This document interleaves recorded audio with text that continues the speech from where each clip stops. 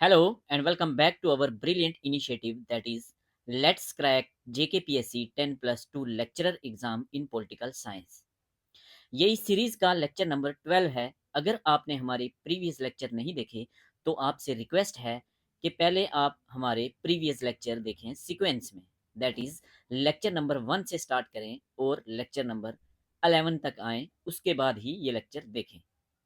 Otherwise आपका sequence नहीं बनेगा, आपको समझ में कुछ भी नहीं आएगा। अगर आप सीक्वेंस में हमारे लेक्चर देखेंगे तो आपको बहुत फायदा होने वाला है। आज के लेक्चर में हम पढ़ेंगे अपना next political thinker, western political thought, that is John Locke. हमने सोशल कंट्रैक्ट थ्योरी के थिंकर स्टार्ट किए थे। सोशल कंट्रैक्ट थ्योरी में हम 3 थिंकर पढ़ते हैं। नंबर 1 पे थॉमस हॉब्स, सेकंड नंबर पे जॉन लॉक और थर्ड नंबर पे रूसो। हॉब्स हम ऑलरेडी पढ़ चुके हैं, जॉन लॉक हम इस लेक्चर में पढ़ेंगे और जल्द ही मैं नेक्स्ट थिंकर लेकर आऊँगा अपनी नेक्स्ट क्लास में, जो होगा Rousseau. So let's start John Locke. John Locke का टाइम पीरियड है 1632 से लेके 1704 तक, 1632 से लेके 1704 तक। ये टाइम पीरियड क्यों इंपॉर्टेंट है? एज सच टाइम पीरियड या बर्थ या डेथ नहीं पूछी जाएगी किसी भी थिंकर की। पूछा क्या जाता है? पूछा जाता है क्रोनोलॉजिकली अरेंज करने के लिए थिंकर्स दिए जाते हैं कि पहले कौन आया, पहले किसका समय था, फिर किसका था, फिर किसका था। तो आपको एक आइडिया होना चाहिए क्रोनोलॉजिकली अरेंज करने के लिए। तो जॉन लॉक का टाइम पीरियड है 1632 से लेके 1704। जॉन लॉक की पैदाश होती है 29 अगस्त 1632, 29 अगस्त 1632 को पैदा होते हैं। रिंगटन नाम की एक जगह है इंग्लैंड में। हम साथ साथ में अपने प्रीवियस सोशल कंट्रैक्ट थिंकर को भी रिवाइज करते चलेंगे। तो उससे क्या होगा कि आपको एक कंपैरिजन भी पता चलता रहेगा और वो हमारा हॉब्स जो है वो भी, आप उसकी रिवीजन भी साथ साथ में होती रहेगी और पता चलता रहेगा कि इम्पॉर्टेंट क्या है एग्जाम के लिए। जॉन लॉक की पैदाश होती है 29 अगस्त 1632। कहाँ होती है? रिंगटन नाम की जगह है इंग्लैंड में। हॉब्स कहाँ पैदा हुए थे? हॉब्स पैदा हुए थे इंग्लैंड में ही पैदा हुए थे, बट मॉम्सबरी नाम की जगह पे पैदा हुए थे। कब पैदा हुए थे? 5 अप्रैल 1588, 5 अप्रैल 1588। John Locke is one of the chief exponent of social contract theory। Social contract theory में हम 3 इंपॉर्टेंट थिंकर पढ़ेंगे। 3 मोस्ट इंपॉर्टेंट थिंकर हैं जो सोशल कंट्रैक्ट थ्योरी के, जिन्होंने सोशल कंट्रैक्ट थ्योरी दी है, वो 3 हैं। फर्स्ट एंड मोस्ट इंपॉर्टेंट या चीफ एक्सपोनेंट अगर पूछा जाए आपको तो वो थॉमस हॉब्स, जो कि हम ऑलरेडी पढ़ चुके हैं। तो सेकंड नंबर पे है जॉन लॉक। तो JL, John Locke is one of the chief exponent of social contract theory. अगर पूछा पूछा जाए who was the chief exponent, तो चीफ एक्सपोनेंट कौन था? Thomas Hobbes. ये एक इंग्लिश फिलोसफर थे और साथ साथ में ये एक डॉक्टर भी थे, फिजिशियन भी थे। जॉन लॉक को कहा जाता है father of liberalism.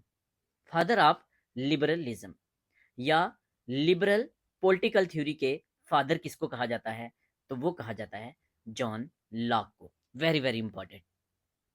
Who is called as father of liberalism? John Locke. Who is called as father of liberal political theory? John Locke. John Locke का जब भी नाम आएगा आपको याद रखना है LLP। आपको याद रखना है LLP। LLP means life, liberty और प्रॉपर्टी। ये अपनी थ्योरी में बार बार बात करेंगे लाइफ, लिबर्टी और प्रॉपर्टी का।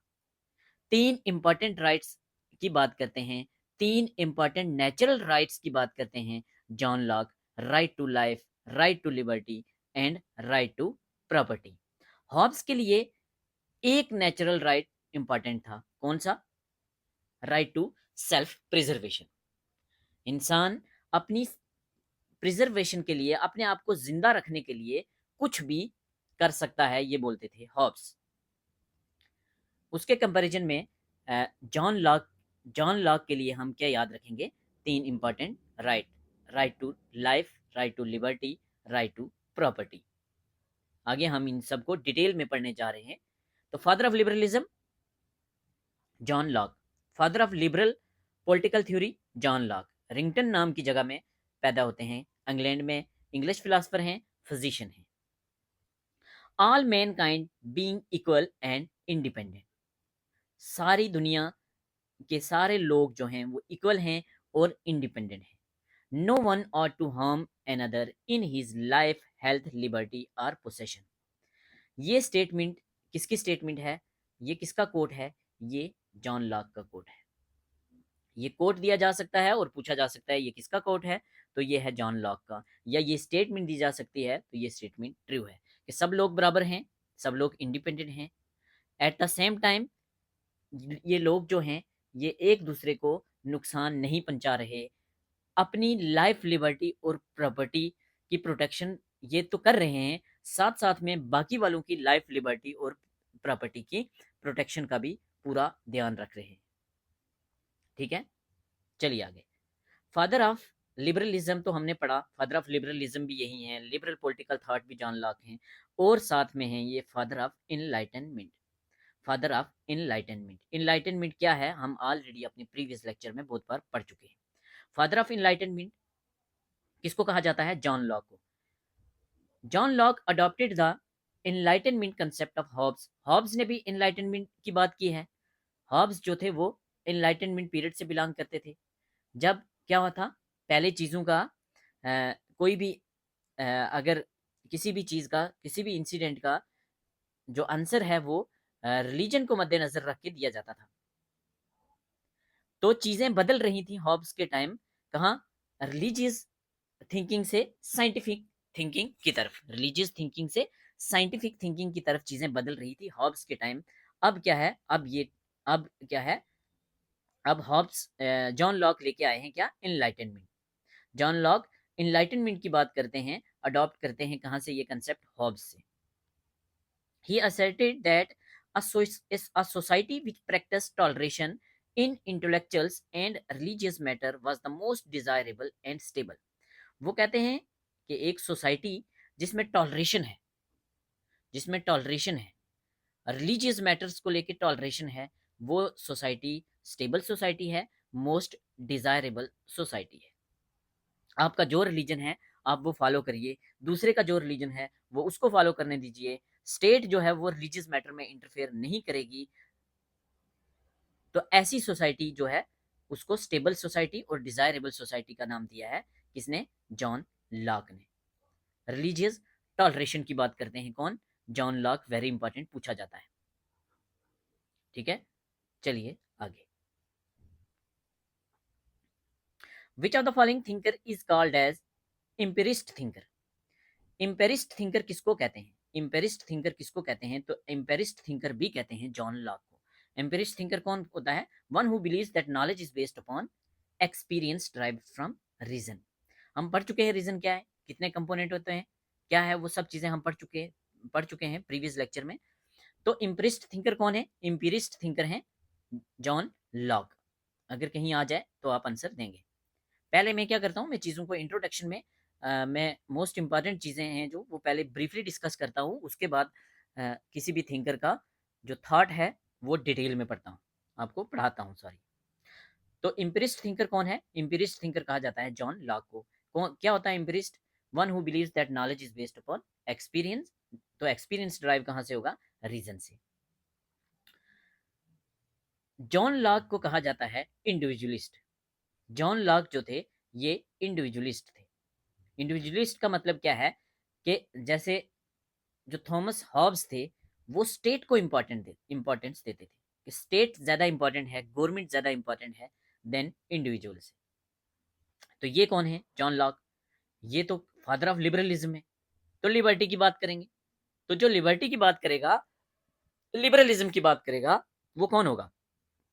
वो इंडिविजुअलिस्ट होगा, इंडिविजुअल पे फोकस करेगा। ये क्या, ये स्टेट की पावर को लिमिट करते हैं, limited power to the state. Government की पावर को लिमिट कौन कर रहा है? John Locke. इंडिविजुअल की फ्रीडम को कौन लिमिट कर रहा है? Thomas Hobbes. हॉब्स कहते हैं स्टेट ज्यादा इंपॉर्टेंट है, इंडिविजुअल इंपॉर्टेंट नहीं है, बट के लॉक इसका उल्टा बोलते हैं, वो आजादी देते हैं इंडिविजुअल को, इसीलिए उनको कहा जाता है इंडिविजुअलिस्ट। लॉक बात करते हैं कॉन्स्टिट्यूशनल गवर्नमेंट की, वेरी इंपॉर्टेंट। क्या थॉमस हॉब्स ने बात की थी कॉन्स्टिट्यूशनल गवर्नमेंट की? नहीं की। कॉन्स्टिट्यूशनल गवर्नमेंट की या लिमिटेड गवर्नमेंट की? लिमिटेड गवर्नमेंट की। लिमिटेड गवर्नमेंट मीन्स लिबर्टी मिल रही है इंडिविजुअल्स को, लिमिट लग रहे हैं गवर्नमेंट के ऊपर। Limited government means constitutional government. तो लिमिटेड गवर्नमेंट की बात कौन करता है? John lock. कॉन्स्टिट्यूशनल गवर्नमेंट की बात कौन करता है? John Locke. तो हॉब्स क्या बात करते थे? हॉब्स बात करते थे, हम ऑलरेडी पढ़ चुके हैं, एब्सोल्यूट मोनार्की की। एब्सोल्यूट मोनार्की की, एक सोवरेन होगा जिसके पास फुल पावर होगी, एब्सोल्यूट मोनार्की होगी, और पॉलिटिकल ओब्लिगेशंस होंगी किसके लिए? सिटीजन्स के लिए। जो भी डिसीजन लेगा मोनार्क, जो भी डिसीजन लेगा सोवरेन, वो जनता को मानना ही मानना है। अगर नहीं जनता मानेगी तो फोर्सफुली मनवाना है, ये बात करते थे Hobbes, not John Locke. John Locke तो लिबरलिज्म को प्रमोट करते हैं, लिबरलिज्म के फादर हैं ये, इंडिविजुअलिस्ट हैं ये। कॉन्स्टिट्यूशन गवर्नमेंट की बात करते हैं, लिमिटेड पावर देते हैं गवर्नमेंट को। Idea of separation of power की बात कौन करता है अगर पूछा जाए तो? Idea of separation of power की सबसे पहले बात की थी जॉन लॉक ने, ये स्टेटमेंट ट्रू है। Idea of separation of power किसने बात की? जॉन लॉक ने, not Rousseau, not Hobbes. John Locke कहते हैं कि पॉलिटिकल पावर तीन टाइप्स की है, पॉलिटिकल पावर को तीन टाइप्स में डिवाइड करते हैं जॉन लॉक। आज इंडियन डेमोक्रेसी में भी तीन पावर्स है ना, तीन पिलर है ना, लेजिस्लेचर, एग्जीक्यूटिव और जुडिशरी। तो उसके साथ इसको कंपेयर करें, क्या कुछ वैसा ही था या अलग था? तो जॉन लॉक तीन पॉलिटिकल पावर की बात करते हैं। Number one, legislative power. Legislative power. Number two, executive power. Number three, federative power. Judiciary नहीं है, ध्यान देना, जुडिशरी नहीं है यहाँ। क्या है? जुडिशरी की जगह तीसरी पावर फेडरेटिव पावर। क्या है ये फेडरेटिव पावर? अभी देखेंगे हम आगे। तो जॉन लॉक कितनी पावर्स की बात करते हैं? तीन पावर्स की बात करते हैं। कौन कौन सी? Legislative power. लेजिस्लेटिव पावर क्या करेगी? कानून बनाएगी, लेजिस्लेशन करेगी। It is the power to make laws for preserving and regulating the life activity and possession of subject. Subject क्या है? सिटीजन।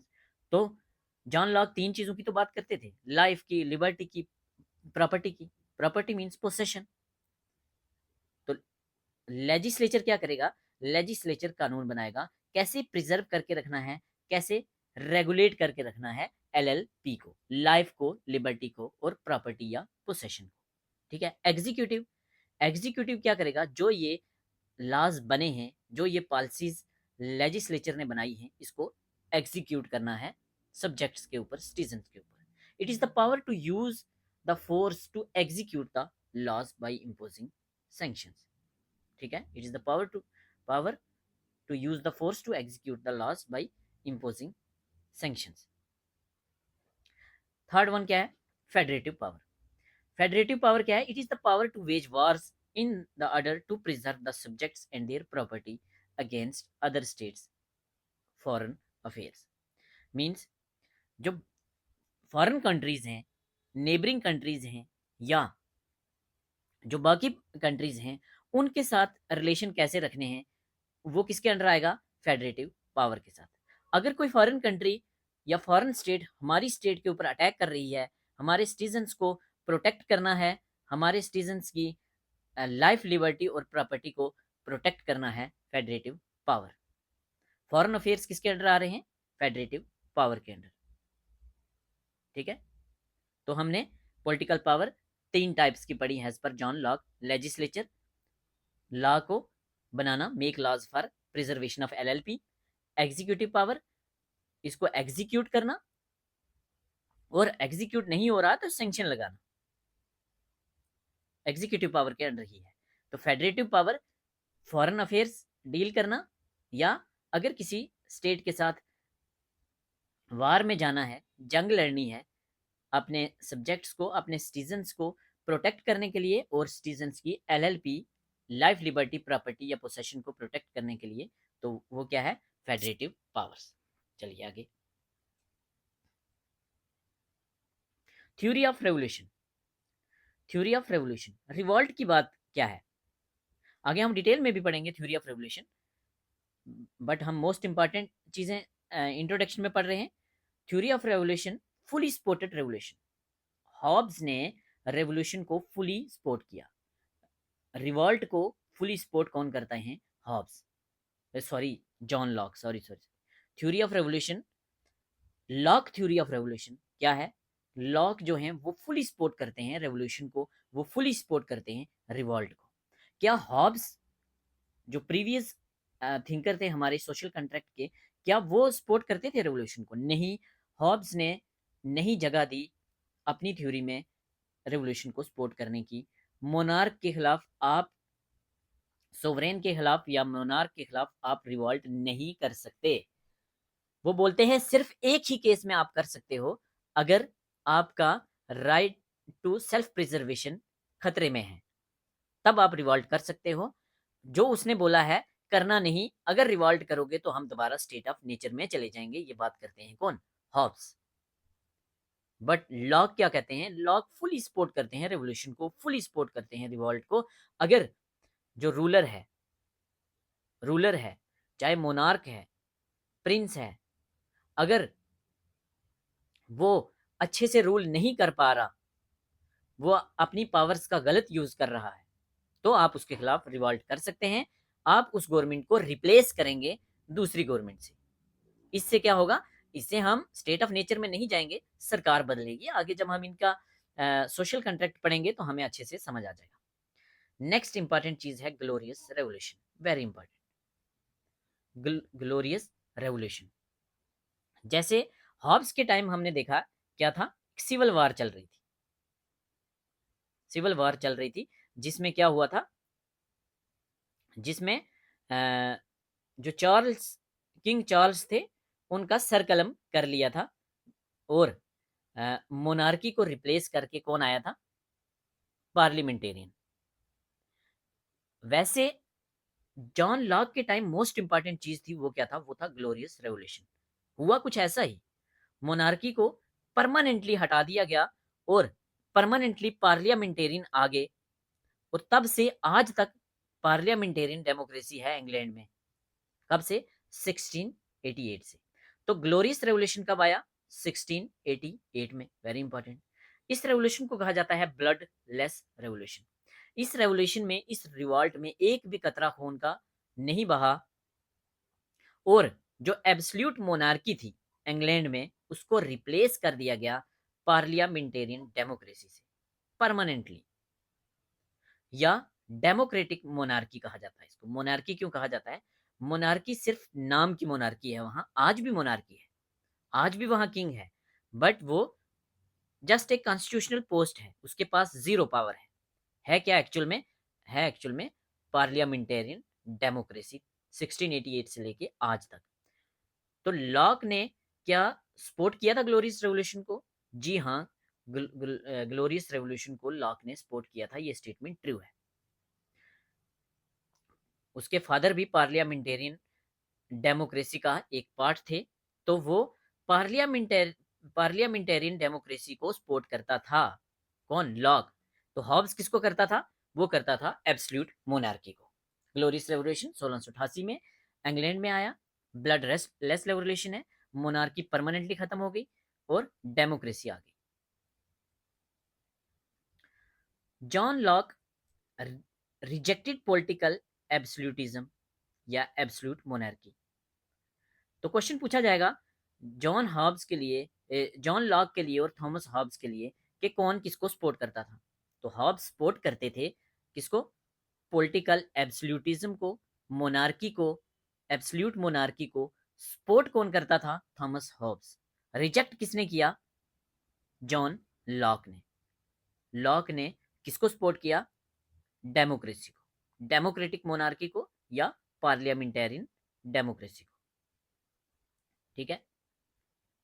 डॉक्ट्राइन ऑफ कंसेंट की बात करते हैं John lock. Doctrine of consent क्या है? Doctrine of consent mean government by consent, लोगों की सहमति से सरकार, लोगों की सहमति की सरकार।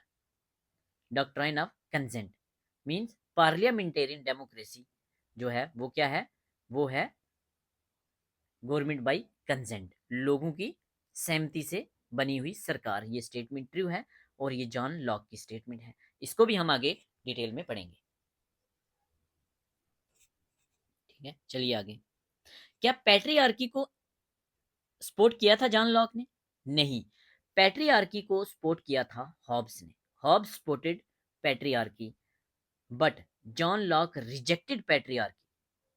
पैट्रियार्की होता क्या है आपको पता है, फिर भी बता देता हूं कि social system that gives power and control to male member of family rather than female. हमारी फैमिली में जो फैमिली का मेल मेंबर होता है, जो फादर होते हैं, वही मेन डिसीजन लेते हैं पूरी फैमिली के। तो हमारी फैमिली क्या है आज के टाइम में? पैट्रियार्की है। तो पैट्रियार्की के कंसेप्ट को रिजेक्ट किसने किया? जॉन लॉक ने। सपोर्ट किसने किया? थॉमस हॉब्स ने। Locke differentiated the political power and paternal power. Means Locke ने डिफरेंशिएट किया पॉलिटिकल पावर को और पैट्रियार्की को या पैटर्नल पावर को। Advocated that political power is of individual who are capable of exercising.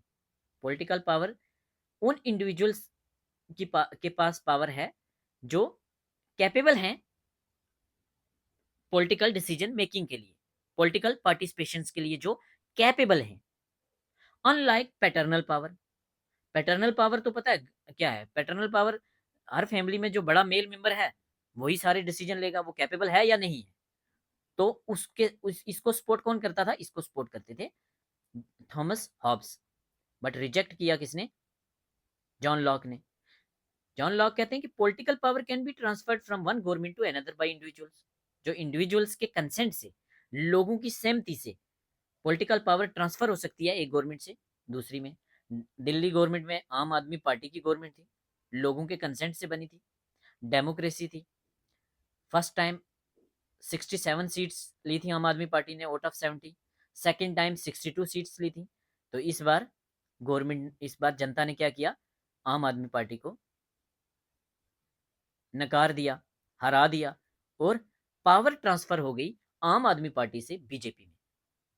तो political power can be transferred from one government to another by individuals consent if government fails to fulfil its responsibilities. अगर government अपनी responsibilities पूरी न कर पाए। आम आदमी पार्टी ने जो बड़े बड़े वादे किए थे वो सारे पूरे नहीं हुए एज पर जनता, एज पर सिटीजन्स। तो इसीलिए उन्होंने पावर को ट्रांसफर कर दिया आम आदमी पार्टी से बीजेपी, भारतीय जनता पार्टी को। तो लॉक ने, किसने डिफरेंशिएट किया था पॉलिटिकल पावर और पैटर्नल पावर को? लॉक ने डिफरेंशिएट किया था। पैटर्नल पावर में जो हेड ऑफ फैमिली है, मेल मेंबर है, वही हेड ऑफ फैमिली बनेगा, कैपेबल है या नहीं है। तो इसी कंसेप्ट को स्टेट के लिए भी यूज किए करते थे कुछ थिंकर्स। मोनार्की में मोस्टली इसको यूज किया जाता है पैटर्नल पावर को। आगे हम पढ़ेंगे एक थिंकर होंगे फिल्मर, वो पैटर्नल पावर की बात करेंगे। जैसे फैमिली को हेड ऑफ फैमिली जो है या फादर है या मेल मेंबर है जो वो फैमिली को देखता है, वैसे ही कंपेयर करते हैं वो स्टेट को और कहते हैं जो रूलर है वो हेड ऑफ फैमिली की तरह है। तो इस चीज को रिजेक्ट करते हैं जॉन लॉक। पैट्रियार्की को रिजेक्ट करते हैं जॉन लॉक। सपोर्ट कौन करता है? हॉब्स। और एक और मैंने बोला फिल्मर भी सपोर्ट करते हैं। अच्छा, यहाँ लिखा हुआ है unlike Filmer and Hobbes. Means Hobbes और फिल्मर जो हैं ये सपोर्ट करते हैं किसको? पैटर्नल पावर को। और रिजेक्ट कौन करता है? John lock. ठीक है, चलिए आगे। लॉक ने सपोर्ट किया था या रिजेक्ट किया था claims of absolutism and patriarchy? Very important पूछा गया है क्वेश्चन, ऑलरेडी हम बात कर चुके हैं। तो यहां से क्या हमें पता चला? लॉक ने रिजेक्ट किया था एब्सोल्यूटिज्म को, एब्सोल्यूट मोनार्की को रिजेक्ट किया था, पैट्रियार्की को रिजेक्ट किया था। अगर यही क्वेश्चन पूछा जाए थॉमस हॉब्स के लिए तो हम लिखेंगे थॉमस हॉब्स ने सपोर्ट किया था एब्सोल्यूटिज्म को और पैट्रियार्की को। अगर यही क्वेश्चन पूछा जाए फिल्मर के लिए तो फिल्मर ने भी सपोर्ट किया था बट जॉन लॉक ने रिजेक्ट किया था। Labour as a source of value and entitlement की बात कौन करता है? Very very very very important. Labour as a source of value and entitlement.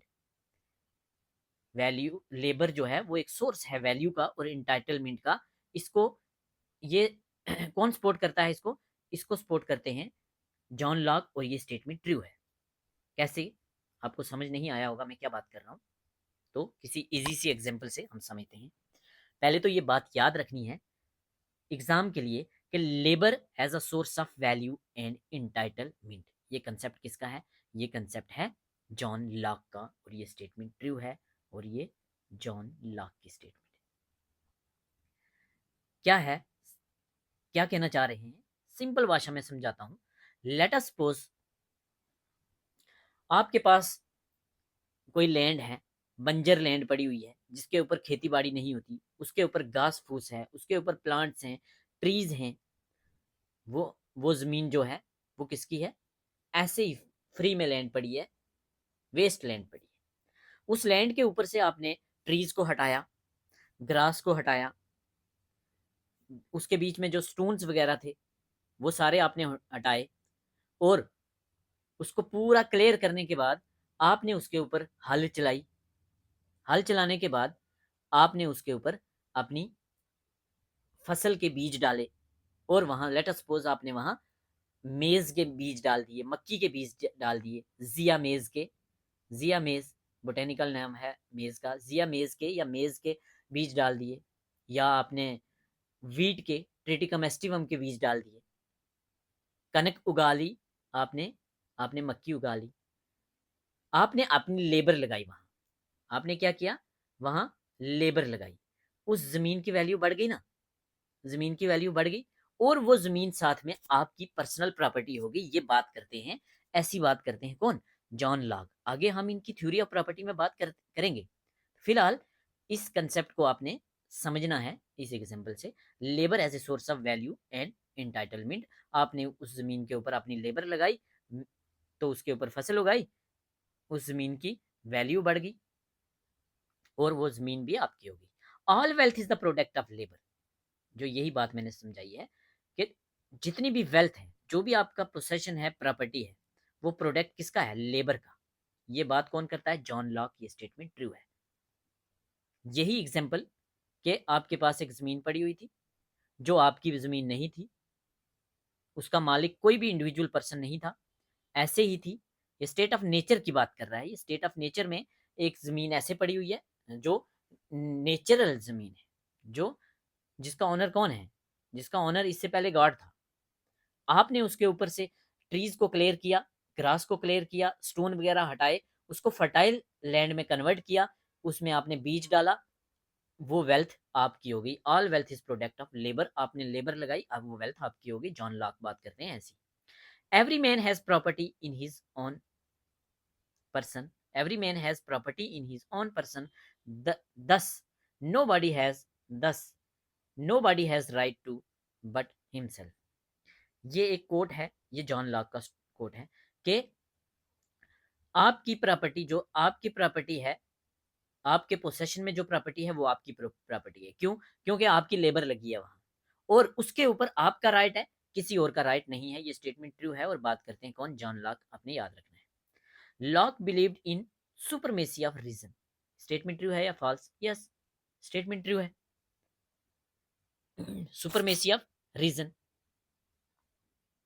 आपके पास रीजन है, रीजन से आपके पास एक्सपीरियंस आया। ठीक है, अभी हमने बात की ना ऊपर, कहां बात की हमने? एम्पिरिस्ट थिंकर कौन होता है? One who believes that knowledge is based upon experience. और एक्सपीरियंस कहां से आएगा? रीजन से। तो एम्पिरिस्ट थिंकर कौन है? John lock. ऐसी बातें जॉन लॉक करते हैं और जॉन लॉक क्या कहते हैं कि सुपरमेसी ऑफ रीजन की बात करते हैं, रीजन सबसे ऊपर है, ठीक है। ये ह्यूमन नेचर का ऑप्टिमिस्टिक ऑप्टिमिस्टिक व्यू प्रेजेंट करते हैं। ये मैंने क्यों यहाँ चीजें लिख रहा हूँ, ये एग्जाम में आने वाली चीजें हैं। हमने पहले बात की थी थॉमस हॉब्स की। थॉमस हॉब्स क्या करते थे, एक नेगेटिव व्यू ह्यूमन नेचर का बयान करते थे। Negative view of human nature, that is pessimistic view of human nature, कि इंसान जो है सेल्फिश है, इंसान जो है वो लड़ाकू है, हर कोई हर किसी के खिलाफ साथ लड़ रहा है, अपने सेल्फ प्रिजर्वेशन के लिए, अपने आप को जिंदा करने के लिए, रखने के लिए वो दूसरे की जान भी ले रहा है, उसको किसी की कोई परवाह नहीं है। मींस एक negative view of human nature किसने दिया था, हॉब्स ने दिया था, जिसको क्या कहते हैं हम, पेसिमिस्टिक व्यू। इसके अपोजिट में जो जॉन लॉक हैं, वो एक positive view of human nature की बात करते हैं, वो optimistic view of human nature की बात करते हैं। आगे हम डिटेल में पढ़ेंगे, जब हम इनका स्टेट ऑफ नेचर पढ़ेंगे, तो वो ये क्या बोलेंगे, ये बोलेंगे कि स्टेट ऑफ नेचर में सब बढ़िया हैं, सब लोग एक दूसरे की हेल्प कर रहे हैं, सोसाइटी बहुत अच्छे से चल रही है, लोग एक दूसरे के साथ म्यूचुअल कॉपरेशन कर रहे हैं। तो हॉब्स तो उल्टा बोलते थे ना, हर कोई हर किसी के साथ लड़ रहा है, अपने आप को प्रिजर्व, अपनी लाइफ को प्रिजर्व करने के लिए वो कुछ भी कर रहा है। यहाँ ये बात करेंगे कि एलएलपी लाइफ, लिबर्टी और प्रॉपर्टी को प्रोटेक्ट करने के लिए एक दूसरे की लोग हेल्प कर रहे हैं। ये फंक्शनल अप्रोच किसकी थी, जॉन लॉक की, नॉट थॉमस हॉब्स। ये हर चीज को फंक्शनल पॉइंट ऑफ व्यू से देखते थे। तो फंक्शनलिटी की बात कौन करता है, जॉन लॉक। फंक्शनल अप्रोच किसकी है, हर चीज को फंक्शनल पॉइंट ऑफ व्यू से ये देखते हैं। हम ऑलरेडी पढ़ चुके हैं यूटिलिटेरियन थ्योरी जो हमने पढ़ी है, जेरेमी बेंथम की। फादर ऑफ यूटिलिटेरियन कौन थे, जेरेमी बेंथम थे ना। तो ये भी जेरेमी बेंथम की तरह फंक्शनलिस्ट हैं। अगर पूछा जाए which of the following is functionalist, तो कौन होगा, नंबर 1 पे बेंथम तो होंगे, वो तो फादर हैं यूटिलिटेरियन के या फंक्शनलिज्म के। और सेकंड नंबर पे कौन होगा, हॉब्स नहीं होगा, लॉक होगा। ये मेटेरियलिस्ट थिंकर हैं, मेटीरियलिस्ट थिंकर हैं। मेटीरियलिस्ट थिंकर क्यों कहते हैं, क्योंकि ये बात करते हैं प्रॉपर्टी की, पोसेशन की, प्रॉपर्टी की, पोसेशन की। तो ये मेटेरियलिस्ट थिंकर हैं। स्टेटमेंट पूछी जाए ट्रू होगी। इनको हम कह सकते हैं pro capitalist. Pro capitalist, capitalist कौन होगा, कैपिटलिस्ट में हम एडम स्मिथ को पढ़ेंगे जो फादर ऑफ कैपिटलिज्म होंगे। तो प्रो कैपिटलिस्ट पूछा जाए तो प्रो कैपिटलिस्ट होंगे John Locke. Theory of private property में ये बात करते हैं पोसेशन की, प्रॉपर्टी की, वो हम आगे डिटेल में पढ़ेंगे। चलिए आगे, कोट है इनका एक, what worries you masters you, what worries you masters you, very very important. अगर पूछा जाए ये कोट किसका है, what worries you masters you, match करने के लिए आ सकते हैं, 4 कोट आ सकते हैं, दूसरी तरफ 4 थिंकर्स आ सकते हैं। तो आपको पता होगा कौन सा कोट किसका है, कौन सी लाइन किसकी है, तो आप इजिली मैच कर लेंगे। What worries you masters you, ये जो जैसे दिख रहा है इसका मीनिंग ऐसा नहीं है। यहाँ हमें दिख रहा है व्हाट वरीज यू, जिस चीज से हम डरते हैं, जो चीज हमें डराती है, तो बाद में हम उसके मास्टर्स हो जाते हैं, ऐसा नहीं है। ये क्या कह रहे हैं, ये पहले नंबर पे एक जॉन लॉक की स्टेटमेंट है, जॉन लॉक का कोट है, that our fears and worries can dominate our thoughts and action. हम जिस चीज से डरते हैं, जिस चीज का हमें डर होता है, वो इतना डर बढ़ जाता है कि वो डर जो है वो हमारे आइडियाज को, हमारे थॉट्स को, हमारे एक्शन को कंट्रोल कर लेता है। वो डर, वो वरीज मास्टर बन जाता है हमारे ऊपर। हमें ऐसा नहीं करना। What worries you masters you का मतलब है कि fears and worries can dominate our thoughts and action. Fear और वरीज जो है वो डोमिनेट कर सकते हैं हमारे थॉट्स और एक्शन को। However it also, however he also suggest, he not it, उन्होंने सुजेस्ट किया, किसने, जॉन लॉक ने, वी हैव टू पावर, हमारे पास पावर है, to regain control by changing our perspective and addressing the our concern. कि हमें फियर्स और वरीज को हैवी नहीं होने देना, हमें कंट्रोल करना है, हमें हैवी होकर रहना है इन चीजों के ऊपर, वरीज और फियर्स के ऊपर, डर के ऊपर। ठीक है, चलिए आगे। अगर क्वेश्चन पूछा जाए which political thinker believe that America was the beginning of civilization, कि अमेरिका बिगिनिंग ऑफ सिविलाइजेशन था, ये किसका मानना था? तो ये मानना था जॉन हॉब्स का। सॉरी, ये मानना क्या जॉन हॉब्स का था? नहीं, यहाँ गलत लिखा है मैंने, ये मानना था जॉन लॉक्स का, जॉन लॉक का, नॉट थॉमस हॉब्स। इसको ठीक कर लेना। Which political thinker believe that America was the beginning of civilization, कौन सा पॉलिटिकल थिंकर ये मानता था कि पॉलिटिकल सिविलाइजेशन अमेरिका से स्टार्ट हुई? तो ये मानते थे John Locke, not Hobbes. He was influenced by America and later, और बाद में America also influenced by his thoughts. बाद में क्या हुआ, इनको फादर ऑफ लिबरलिज्म कहा जाता है। टॉलरेशन की बात करते हैं, तो जो डॉक्ट्राइन ऑफ टॉलरेशन था या रिलीजियस टॉलरेशन था, ये अडॉप्ट किया अमेरिका ने, किससे, किसकी थिंकिंग से, किसके थॉट से? जॉन लॉक के थॉट से। जॉन लॉक का कहना था कि church and state should be separated, church और स्टेट जो है ये अलग अलग होने चाहिए। मींस रिलीजन जो है वो स्टेट से अलग होना चाहिए, स्टेट जो है वो रिलीजन पे कंट्रोल नहीं करेगी। State should not interfere in the religious matter of individuals, individuals के रिलीजियस मैटर्स पे स्टेट इंटरफेयर नहीं करेगी। चलें आगे, रिवाइज करने की जरूरत नहीं है, मुझे लग रहा है जितना पढ़ा है हमने ब्रीफ समरी पढ़ ली एक इंट्रोडक्शन में। ठीक है, अगर देखना है तो एक बार देख लेते हैं मोटा मोटा, इसके बाद हम इनकी थ्योरीज डिटेल में स्टार्ट करते हैं। ठीक है, जॉन लॉक का टाइम पीरियड 1632 से लेकर 1704, रिंगटन में पैदा होते हैं 1632 में, 29 अगस्त। हॉब्स 5 अप्रैल 1588 में पैदा हुए थे माम्सबरी में। चीफ एक्सपोनेंट पूछा जाए, एक चीफ एक्सपोनेंट तो वो होंगे हॉब्स, और उसके बाद सेकंड नंबर पे कौन होंगे? लॉक या रूसो। इंग्लिश फिलोसफर है, फिजिशियन है, फादर ऑफ लिबरलिज्म है, father of liberal political theory है। बात करते हैं किसकी? एलएलपी की, लाइफ लिबर्टी प्रॉपर्टी की। हॉब्स बात करते थे एक ही नेचुरल राइट की, राइट टू सेल्फ प्रिजर्वेशन। ठीक है, सब लोग बराबर हैं, कोई किसी को नुकसान नहीं पहुंचाएगा किसी की एलएलपी में। जॉन लॉक बात करते हैं फादर ऑफ इनलाइटनमेंट, किसको कहा जाता है? जॉन लॉक को कहा जाता है। इंपेरिस्ट थिंकर किसको कहा जाता है? जॉन लॉक को। इंडिविजुअलिस्ट किसको कहा जाता है? जॉन लॉक को। इंडिविजुअल इंपॉर्टेंट है, लिबर्टी इंपॉर्टेंट है, स्टेट इंपॉर्टेंट है, कौन कहता है? हॉब्स कहते हैं। कॉन्स्टिट्यूशनल गवर्नमेंट या लिमिटेड गवर्नमेंट की बात करते हैं, एब्सोल्यूट मोनार्की को रिजेक्ट करते हैं। सेपरेशन ऑफ पावर की बात करते हैं, लेजिस्लेटिव पावर, एग्जीक्यूटिव पावर और फेडरेटिव पावर, तीन पावर्स की बात करते हैं। थ्योरी ऑफ रेवोल्यूशन में रिवोल्यूशन को, रिवॉल्ट को सपोर्ट करते हैं, हॉब्स नहीं सपोर्ट करते। ग्लोरियस रेवोल्यूशन क्या है? 1688 इंपॉर्टेंट है डेट। ब्लड लेस रेवोल्यूशन है, मोनार्की खत्म हो रही है, रिप्लेस कर रही है किसको? डेमोक्रेसी को। लॉक सपोर्ट कर रहे हैं, रिजेक्ट कर रहे हैं किसको? मोनार्की को। डॉक्ट्राइन ऑफ कंसेंट की बात करते हैं, एक ऐसी सरकार होगी जो कंसेंट से बनेगी। पार्लियामेंटेरियन डेमोक्रेसी को सपोर्ट करते हैं, पैट्रियार्की को रिजेक्ट करते हैं। हॉब्स और फिल्मर सपोर्ट करते थे, पॉलिटिकल पावर और पैटर्नल पावर को डिफरेंशिएट करते हैं। लॉक रिजेक्ट करते हैं, ये पढ़ लिया हमने पैट्रियार्की को। लेबर की बात कर ली हम, labour source of value and entitlement किसका कंसेप्ट है? कौन कहता है? जॉन लॉक कहते हैं। All wealth is product of labour, John Locke कहते हैं। प्रॉपर्टी लेबर से बनती है और वो आपकी अपनी प्रॉपर्टी है, उसके ऊपर किसी और का राइट नहीं है। सुपरमेसी ऑफ रीजन की बात करते हैं, ऑप्टिमिस्टिक हैं। हॉब्स पेसिमिस्टिक थे, नेगेटिव नेचर को की बात कर रहे थे। बेंथम की तरह यूटिलिटेरियन है और फंक्शनल अप्रोच की बात करते हैं, मेटेरियलिस्ट हैं। वरीज को हैवी नहीं होने देना। डॉक्ट्राइन ऑफ टॉलरेशन की बात करते हैं, रिलीजियस टॉलरेशन की बात करते हैं, कहते हैं कि अमेरिका से सिविलाइजेशन की शुरुआत हुई थी और बाद में अमेरिका भी इनसे इन्फ्लुएंस होता है। ये अमेरिका से इन्फ्लुएंस थे तो अमेरिका इनसे इन्फ्लुएंस होता है। चलिए आगे,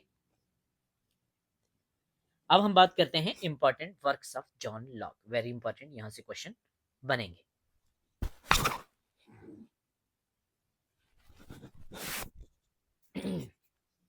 important works of John Locke. John Locke के कुछ इंपॉर्टेंट वर्क, कुछ इंपॉर्टेंट काम, कुछ इंपॉर्टेंट बुक्स जानने से पहले हल्का सा आप रिवाइज कर लो, रिमाइंड कर लो हॉब्स के कौन कौन से इंपॉर्टेंट वर्क थे। तो फर्स्ट एंड मोस्ट इंपॉर्टेंट मैंने बोला था, फर्स्ट नहीं कह सकते, मोस्ट इंपॉर्टेंट लेविएथन था। लेविएथन तो आपने नहीं बोलना, ऐसा मैंने बोला था, पढ़ चुके हैं हम प्रीवियस क्लास में। तो D Kyiv on the citizen किसका था? हॉब्स का। एलिमेंट्स ऑफ लॉ किसका वर्क था? हॉब्स का नेचुरल एंड पॉलिटिक किसका वर्क था? हॉब्स का लेविएथन था। डी कार्पोरे किसका था? हॉब्स का। डी होमाइन किसका था? हॉब्स का। और बेहेमोथ, बेहेमोथ किसका था? हॉब्स का। ठीक है, हॉब्स के इंपॉर्टेंट वर्क, थॉमस हॉब्स जो फर्स्ट मोस्ट इंपॉर्टेंट थिंकर थे किसके? सोशल कॉन्ट्रैक्ट थ्योरी के। De Cive on the citizen, elements of law, natural and politic, Leviathan, De Corpore, De Homine और बेहेमोथ।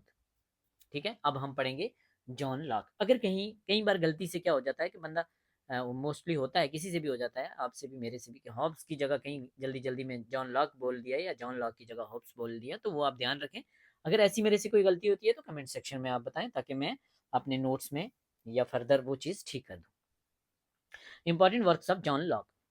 अ letter concerning toleration, very important. A letter concerning toleration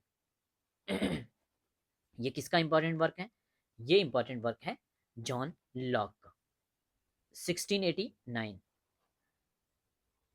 chronologically arrange करने के लिए पूछे जाते हैं, ये डेट्स पूछी जाती हैं क्रोनोलॉजिकली अरेंज करने के लिए।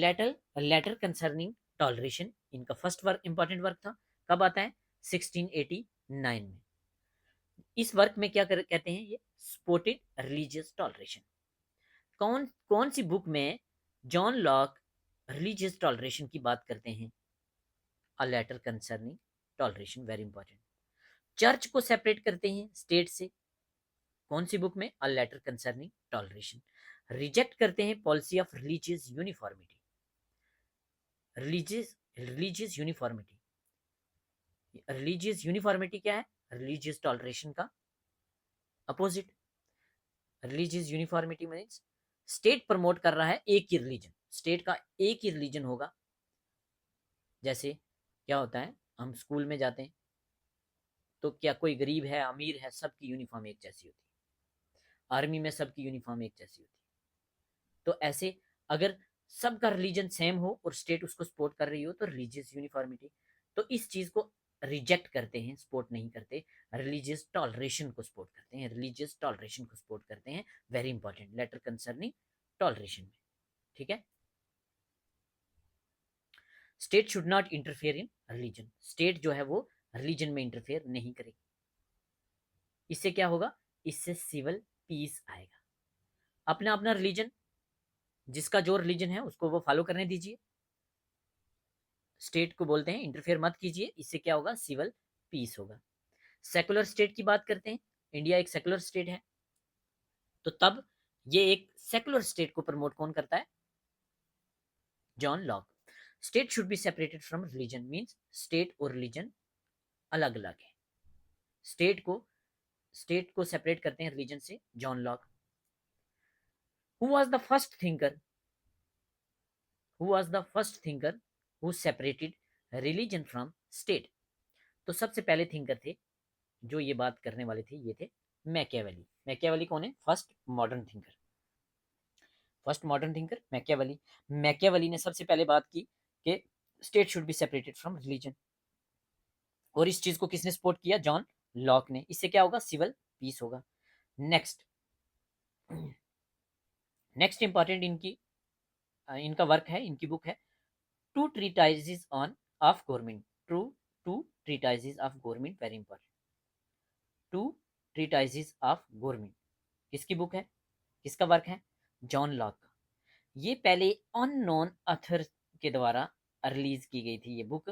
1689 में ये बुक पब्लिश हुई है, 1689 में ये बुक पब्लिश की है, और तब इसका कोई ऑथर नहीं था, अननोन ऑथर के द्वारा ये पब्लिश की गई थी। बाद में 1704 में इसको एक्नॉलेज करते हैं जॉन लॉक। जॉन लॉक कहते हैं कि टू ट्रीटाइसिस ऑफ गवर्नमेंट मेरी बुक है, ये मैंने लिखी है। पहले अननोन ऑथर से ये के नाम से ये पब्लिश होती है, ऑथर नहीं होता 1689 में, बट 1704 में इसको एक्नॉलेज करते हैं। कौन? जॉन लॉक की ये मेरी बुक है। Two treatises of government. First treatise में क्या बात करते हैं और सेकंड में क्या बात करते हैं? फर्स्ट ट्रीटाइज में ये बात करते हैं, क्रिटिसाइज करते हैं फिल्मर्स की थ्योरी को। फिल्मर वही है जो अभी पहले हमने बात की है। तो फिल्मर्स की थ्योरी को क्रिटिसाइज कौन सी बुक में किया जाता है? Two treatises of government. और टू ट्रीटाइजेस में फर्स्ट ट्रीटाइज में क्रिटिसाइज करते हैं फिल्मर्स थ्योरी को। क्या है फिल्मर की थ्योरी? रॉबर्ट फिल्मर एक इंग्लिश पॉलिटिकल थ्योरिस्ट थे, एक इंग्लिश पॉलिटिकल थिंकर थे। क्या बोलते थे ये? He defended divine rights of king. Divine rights of king की बात करते हैं। इनकी एक बुक थी पैट्रियार्किया, वेरी इंपॉर्टेंट, पूछा जाएगा। पैट्रियार्किया किसकी बुक थी? रॉबर्ट फिल्मर की बुक थी। डिवाइन राइट ऑफ किंग्स को कौन सपोर्ट करता है? Robert Filmer. और ये पैट्रियार्की को भी सपोर्ट करते थे, हम ऑलरेडी बात कर चुके हैं। He supported patriarchal ruler. क्या कहते हैं ये कहते हैं कि इंसान जो है वो अपसेट था, इंसान अपसेट था, टेंशन में था, दुखी था। वो गार्ड के पास गया और गार्ड को बोला कि हमारा कोई मसला हल करो, हमारा मसला हल करो, हम बड़े परेशान हैं, हम बड़े दुखी हैं, हमारे हमारे राइट्स जो हैं वो वायलेट हो रहे हैं। तो गार्ड ने भेजा एडम को, गार्ड को ने भेजा एडम को कि जाओ दुनिया पर और इंसानों के ऊपर राज करो। एडम एडम क्रिश्चियन लोग एडम कहते हैं कि फर्स्ट पर्सन कौन था जो रूल करने के लिए आया? एडम। आप कह सकते हैं इस्लाम में हजरत आदम अलैहिस्सलाम की बात हो रही है। तो अगर हिंदुइज्म में बात करो तो वो कहते हैं कि फर्स्ट किंग कौन था? मनु, राजा मनु, जिसने मनुस्मृति लिखी थी। वर्ल्ड फर्स्ट लॉ बुक भी कहा जाता है मनुस्मृति को। ठीक है। तो फिल्मर क्या करते हैं? इक्वेट करते हैं किंग को गॉड के साथ। क्यों? कहते हैं कि एडम ने अपने बेटे को भेजा है, सॉरी गॉड ने, भगवान ने, गॉड ने, अल्लाह ने, खुदा ने अपने बेटे बेटे एडम को भेजा है कि जाओ रूल करो। तो भगवान का बेटा भगवान ही होगा। तो जैसे फैमिली में जो हेड मेंबर होता है, हमारे फादर होते हैं, पूरी फैमिली उनके हर डिसीजन को मानती है। ऐसे ही वो कहते हैं कि जो किंग है वो क्या है? वो सन ऑफ गॉड है, तो आपने उसके डिसीजन को मानना है। बट लॉ किसको रिजेक्ट करते हैं? फैमिली कंसेप्ट को रिजेक्ट करते हैं, पैटर्नल अथॉरिटी को रिजेक्ट करते हैं। वो कहते हैं कि पैटर्नल अथॉरिटी और पॉलिटिकल पावर अलग है। हमारी फैमिली में बात करो, घरों में क्या होता है? हेड ऑफ फैमिली कौन है? फादर। जो भी डिसीजन फादर ले रहा है पूरी फैमिली मानती है। बट कुछ टाइम के बाद क्या होता है जब बच्चे बड़े हो जाते हैं, टीन एज में होते हैं या टीन एज से निकल रहे होते हैं, तो वो फादर के डिसीजन को बहुत बार क्रिटिसाइज भी करते हैं। वो कहते हैं कि पापा आपको पता नहीं है, ऐसा नहीं ऐसा होता है, ऐसा नहीं ऐसा होता है। तो वही चीज बात करते हैं कौन? John lock. ठीक है। पैट्रियार्किया किसकी बुक है? रॉबर्ट फिल्मर की। डिवाइन राइट ऑफ किंग की बात करते हैं तो इस चीज को रिजेक्ट करता है कौन? John lock. कहाँ? फिल्मर्स फर्स्ट ट्रीटाइज में। ठीक है। सेकंड ट्रीटाइज में बात की जाती है कि सिविल गवर्नमेंट किस तरह की होगी। सिविल गवर्नमेंट किस तरह की होगी? काइंड ऑफ सिविल गवर्नमेंट या टाइप ऑफ सिविल गवर्नमेंट कौन सी ट्रीटाइज में बात करते हैं जॉन लॉक? सेकंड ट्रीटाइज में। फिल्मर्स थ्योरी को क्रिटिसाइज किस में करते हैं? फर्स्ट ट्रीटाइज में। SC concerning human understanding, very important. किसका वर्क है ये? तो ये भी वर्क है किसका? जॉन लॉक का। कब पब्लिश होता है? 1690 में पब्लिश होता है ये। Essay concerning human understanding deals with foundation of human knowledge and understanding.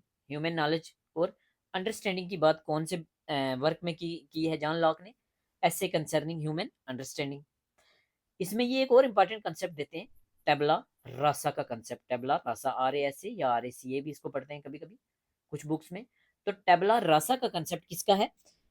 Simply आपको पूछा जाएगा टेबला रासा का कंसेप्ट किसका है?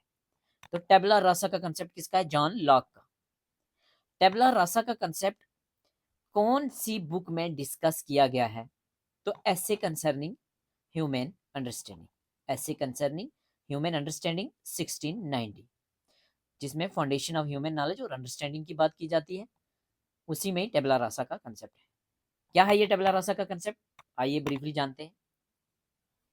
जॉन लॉक कहते हैं कि जब इंसान पैदा होता है, एक छोटा जब बच्चा पैदा होता है, तो बच्चे का जो माइंड है वो ब्लैंक स्लेट की तरह है। बचपन में हम स्लेट पे लिखते थे ना, एक स्लेट था, उसके ऊपर लिखते थे हम। स्लेट कैसा था, एकदम ब्लैंक, उसके ऊपर हम लिखते थे। तो क्या कहते हैं कि जब इंसान पैदा होता है, उसका माइंड जो है ब्लैंक स्लेट की तरह होता है, उसके पास कोई भी प्री एग्जिस्टिंग आइडियाज नहीं होते माइंड में। Knowledge is acquired through sensory experience, ठीक है। वो आस्ता आस्ता क्या करता है, नॉलेज को एक्वायर करता है through sensory experience, through reasoning, and the mind forms itself based on these experience. और उसका माइंड जो है वो बनता है इन्हीं एक्सपीरियंस के ऊपर, इन्हीं एक्सपीरियंस पे बेस्ड होता है। आस्ता आस्ता थॉट्स डेवलप होते हैं, आस्ता आस्ता आइडियाज डेवलप होते हैं, आस्ता आस्ता नॉलेज बंदे में आती है। वो हम ऑलरेडी ये चीज़ें पढ़ चुके हैं, नॉलेज, एटीट्यूड, स्किल, ये मिल के क्या बनाते हैं बिहेवियर, और बेस्ट बिहेवियर जो होगा वो क्या बनाएगा वर्चू, ये सारी चीज़ें पढ़ चुके हैं, रीजनिंग वगैरह सब। तो जब बच्चा पैदा होता है, उसका माइंड एक स्लेट की तरह होता है, टेबला रासा की तरह होता है। तो टेबला रासा का कंसेप्ट आपको समझ आ गया होगा। इसी तरह का थॉमस हॉब्स का एक कंसेप्ट था, याद करना जरा। अगर पूछा जाए फेलिसिटी का कंसेप्ट किसने दिया था, तो थॉमस हॉब्स ने दिया था। हालांकि ये कंसेप्ट इसके साथ नहीं है कोई रिलेट करता, ये अलग कंसेप्ट है, मैं ऑलरेडी पढ़ा चुका हूँ। फेलिसिटी मीन्स हम अच्छी चीज़ों की तरफ अट्रैक्ट होते हैं, जो अच्छी चीज़ें नहीं है उससे हम रिपेल होते हैं। ये फेलिसिटी का कंसेप्ट था। बट पूछा जाए फेलिसिटी का कंसेप्ट किसके साथ मैच होगा, हॉब्स के साथ, टेबला रासा का, लॉक के साथ। सम थॉट्स कंसर्निंग एजुकेशन किसका वर्क है, तो ये वर्क है किसका, ये भी वर्क है जॉन लॉक का। इसमें जॉन लॉक क्या बात करते हैं, important philosophical work on education. तो कौन सा वर्क है जो एजुकेशन के ऊपर है, या important philosophical work on education किसमें है, सम थॉट्स कंसर्निंग एजुकेशन में 1693। The reasonableness of Christianity, reasonableness of Christianity 1695 किसका वर्क है, जॉन लॉक का। Of the conduct of the understanding, of the conduct of the understanding 1706 John Locke का एक और important work है। इसको हैंड बुक फॉर ऑटो डाइडेक्ट भी कहा जाता है। तो कौन सी बुक को कहा जाता है, hand book for autodidacts of the conduct of understanding. Autodidacts क्या होता है, self taught person, self taught person autodidacts. तो hand book for self taught person क्या है, of the conduct of the understanding 1706। इसमें बात करते हैं John Locke how to educate children. तो कौन सी बुक में बात करते हैं how to educate children, of the conduct of the understanding 1706। चलिए आगे, आगे हम बात करते हैं theories and thoughts of John lock, theories and thoughts of John lock. जैसे हमने थॉमस हॉब्स की बात की थी, बिल्कुल हम वैसे ही चल रहे। थॉमस हॉब्स जो थे वो हमें सोशल कॉन्ट्रैक्ट में लाने से पहले लेकर गए थे स्टेट ऑफ नेचर में। ऐसे ही जॉन लॉक भी हमें लेके जाते हैं स्टेट ऑफ नेचर में। स्टेट ऑफ नेचर और lock state of nature, lock का स्टेट ऑफ नेचर कंपैरेटिव वे में पढ़ेंगे। इट इज हाइपोथेटिकल कंडीशन, ये क्या है, ये भी हाइपोथेटिकल कंडीशन है। जैसे थॉमस हॉब्स का स्टेट ऑफ नेचर भी एक हाइपोथेटिकल कंडीशन था, एक इमेजिनरी स्टेट ऑफ नेचर थी। हाइपोथेटिकल कंडीशन है कब, बिफोर द स्टेट या गवर्नमेंट या पॉलिटिकल कम्युनिटी। आगे हम बात करेंगे एक पॉलिटिकल कम्युनिटी बनेगी, कैसे बनेगी, कंसेंट से पॉलिटिकल कम्युनिटी बनेगी। जो पॉलिटिकल कम्युनिटी क्या करेगी, गवर्नमेंट बनाएगी, ठीक है। और ये इस गवर्नमेंट के पास 3 पावर्स होंगी जो जॉन लॉक ने ऊपर बात की है, लेजिस्लेटिव पावर, एग्जीक्यूटिव पावर और फेडरेटिव पावर्स। तो वो हम आगे बात करेंगे। तो ये क्या है, ये हाइपोथेटिकल कंडीशन है, स्टेट ऑफ नेचर। लॉक का स्टेट ऑफ नेचर क्या है, एक हाइपोथेटिकल कंडीशन है, गवर्नमेंट से या स्टेट बनने से या पॉलिटिकल कम्युनिटी बनने से पहले की एक हाइपोथेटिकल कंडीशन है। क्या है इसमें? जो थॉमस हॉब्स का स्टेट ऑफ नेचर था उसमें क्या था? लोग सेल्फिश थे, लोग नेस्टी थे, लोग लड़ाकू थे, हर किसी के साथ लड़ रहे थे, हर कोई एक दूसरे के साथ लड़ रहा था, लोग सेल्फिश थे, खुदगर्ज थे, मतलबी थे, अपनी सेल्फ प्रिजर्वेशन के लिए किसी को भी मार रहे थे। यहां वैसा नहीं है। लॉक का state of nature totally different है हॉब्स के स्टेट ऑफ नेचर से। लॉक का स्टेट ऑफ नेचर क्या है? It is the state of complete freedom and equality. Locke का स्टेट ऑफ नेचर क्या है? State of complete freedom. यहां कंप्लीट फ्रीडम है, इक्वालिटी है।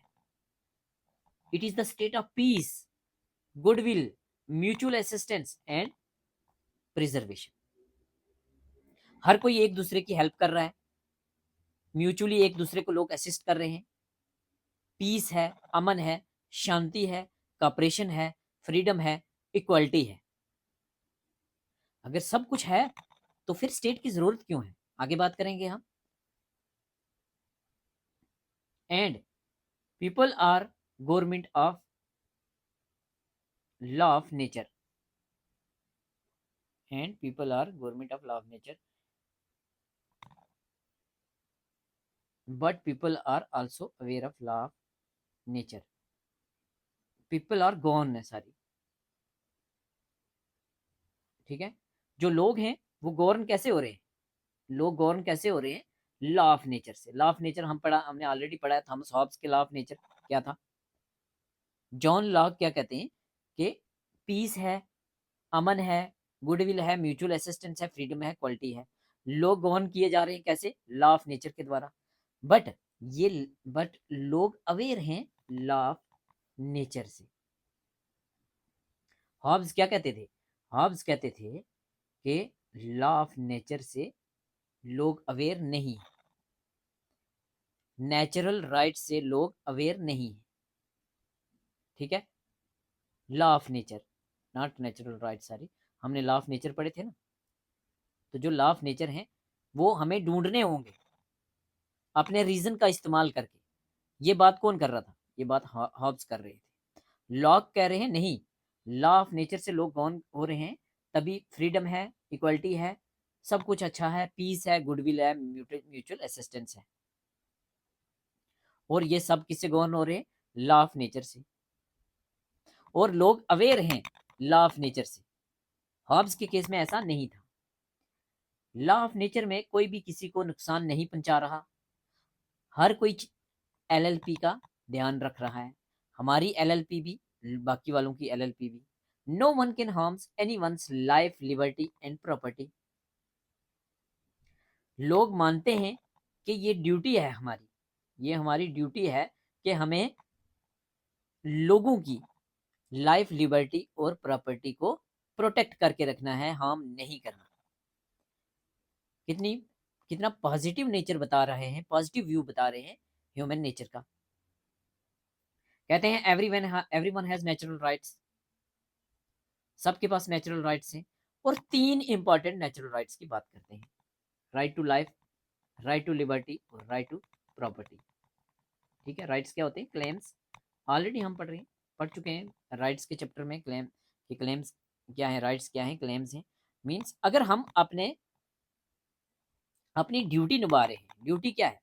बाकी वालों की, लोगों की लाइफ, लिबर्टी, प्रॉपर्टी जो है उसको प्रोटेक्ट करके रखना, हार्म नहीं करना, तो हमें हमारे राइट्स मिल जाएंगे। हमारे राइट्स क्या है? Right to life, liberty, property. If you will do your duties, अगर आप अपनी ड्यूटीज करोगे, your claims would be fulfil. Automatically आपके राइट्स जो हैं वो आपको ऑटोमेटिकली मिलेंगे। Locke stated that people have reason. Locke कहते हैं लोगों के पास रीजन है और तभी लोग फॉलो कर रहे हैं लॉ ऑफ नेचर को। लोग अवेयर हैं लॉ ऑफ नेचर से, लोगों के पास रीजन है और वो फॉलो कर रहे हैं लॉ ऑफ नेचर को। लॉ ऑफ नेचर क्या सिखाता है? टीचेस ऑल आर इक्वल, सब लोग बराबर हैं और सब इंडिपेंडेंट हैं और कोई किसी को नुकसान नहीं पहुंचाएगा, किसी की भी एलएलपी को नुकसान नहीं पहुंचाएगा, लाइफ, लिबर्टी और पोसेशन को, हेल्थ को कोई भी नुकसान नहीं पहुंचाएगा। हमने सबकी लाइफ, लिबर्टी, प्रॉपर्टी या पोसेशन को प्रोटेक्ट करना है। ठीक है। लेकिन यहाँ लॉक कहते हैं बट कुछ ऐसे लोग हैं जो मिसक्रेंट्स हैं, कुछ कुछ ऐसे लोग हैं जो लॉ ऑफ नेचर को वायलेट्स कर रहे हैं, जो बाकी वालों की, जो लोगों की लाइफ लिबर्टी और प्रॉपर्टी को हार्म कर रहे हैं। कुछ हैं, सारे नहीं हैं, कुछ हैं। अगर सारे सबके सारे के सारे जो हैं सबके पास रीजन है तो सब बढ़िया है, तो लाइफ लिबर्टी प्रॉपर्टी की प्रोटेक्शन हो रही है, तो फिर जरूरत ही क्या है सोशल कंट्रैक्ट। वो कह रहे हैं कि कुछ ऐसे हैं जो मिसक्रेंट्स हैं, जो चालाक हैं, तेज हैं, जो सेल्फ इंटरेस्ट पे ज्यादा फोकस कर रहे हैं, अपनी एलएलपी पे फोकस कर रहे हैं, दूसरों की एलएलपी को वायलेट कर रहे हैं। Set aside the law of nature and rules of morality, जो रूल ऑफ मोरालिटी को और लॉ ऑफ नेचर को वायलेट कर रहे हैं, ऐसे कुछ लोग हैं।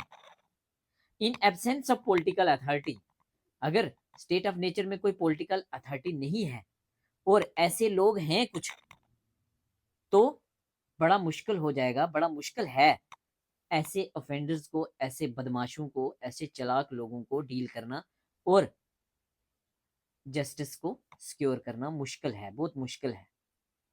ठीक है। Such miscreants, such offenders, such violators violates the natural law, ऐसे लोग नेचुरल लॉ को वायलेट करेंगे। क्यों? There is no single interpretation of natural law.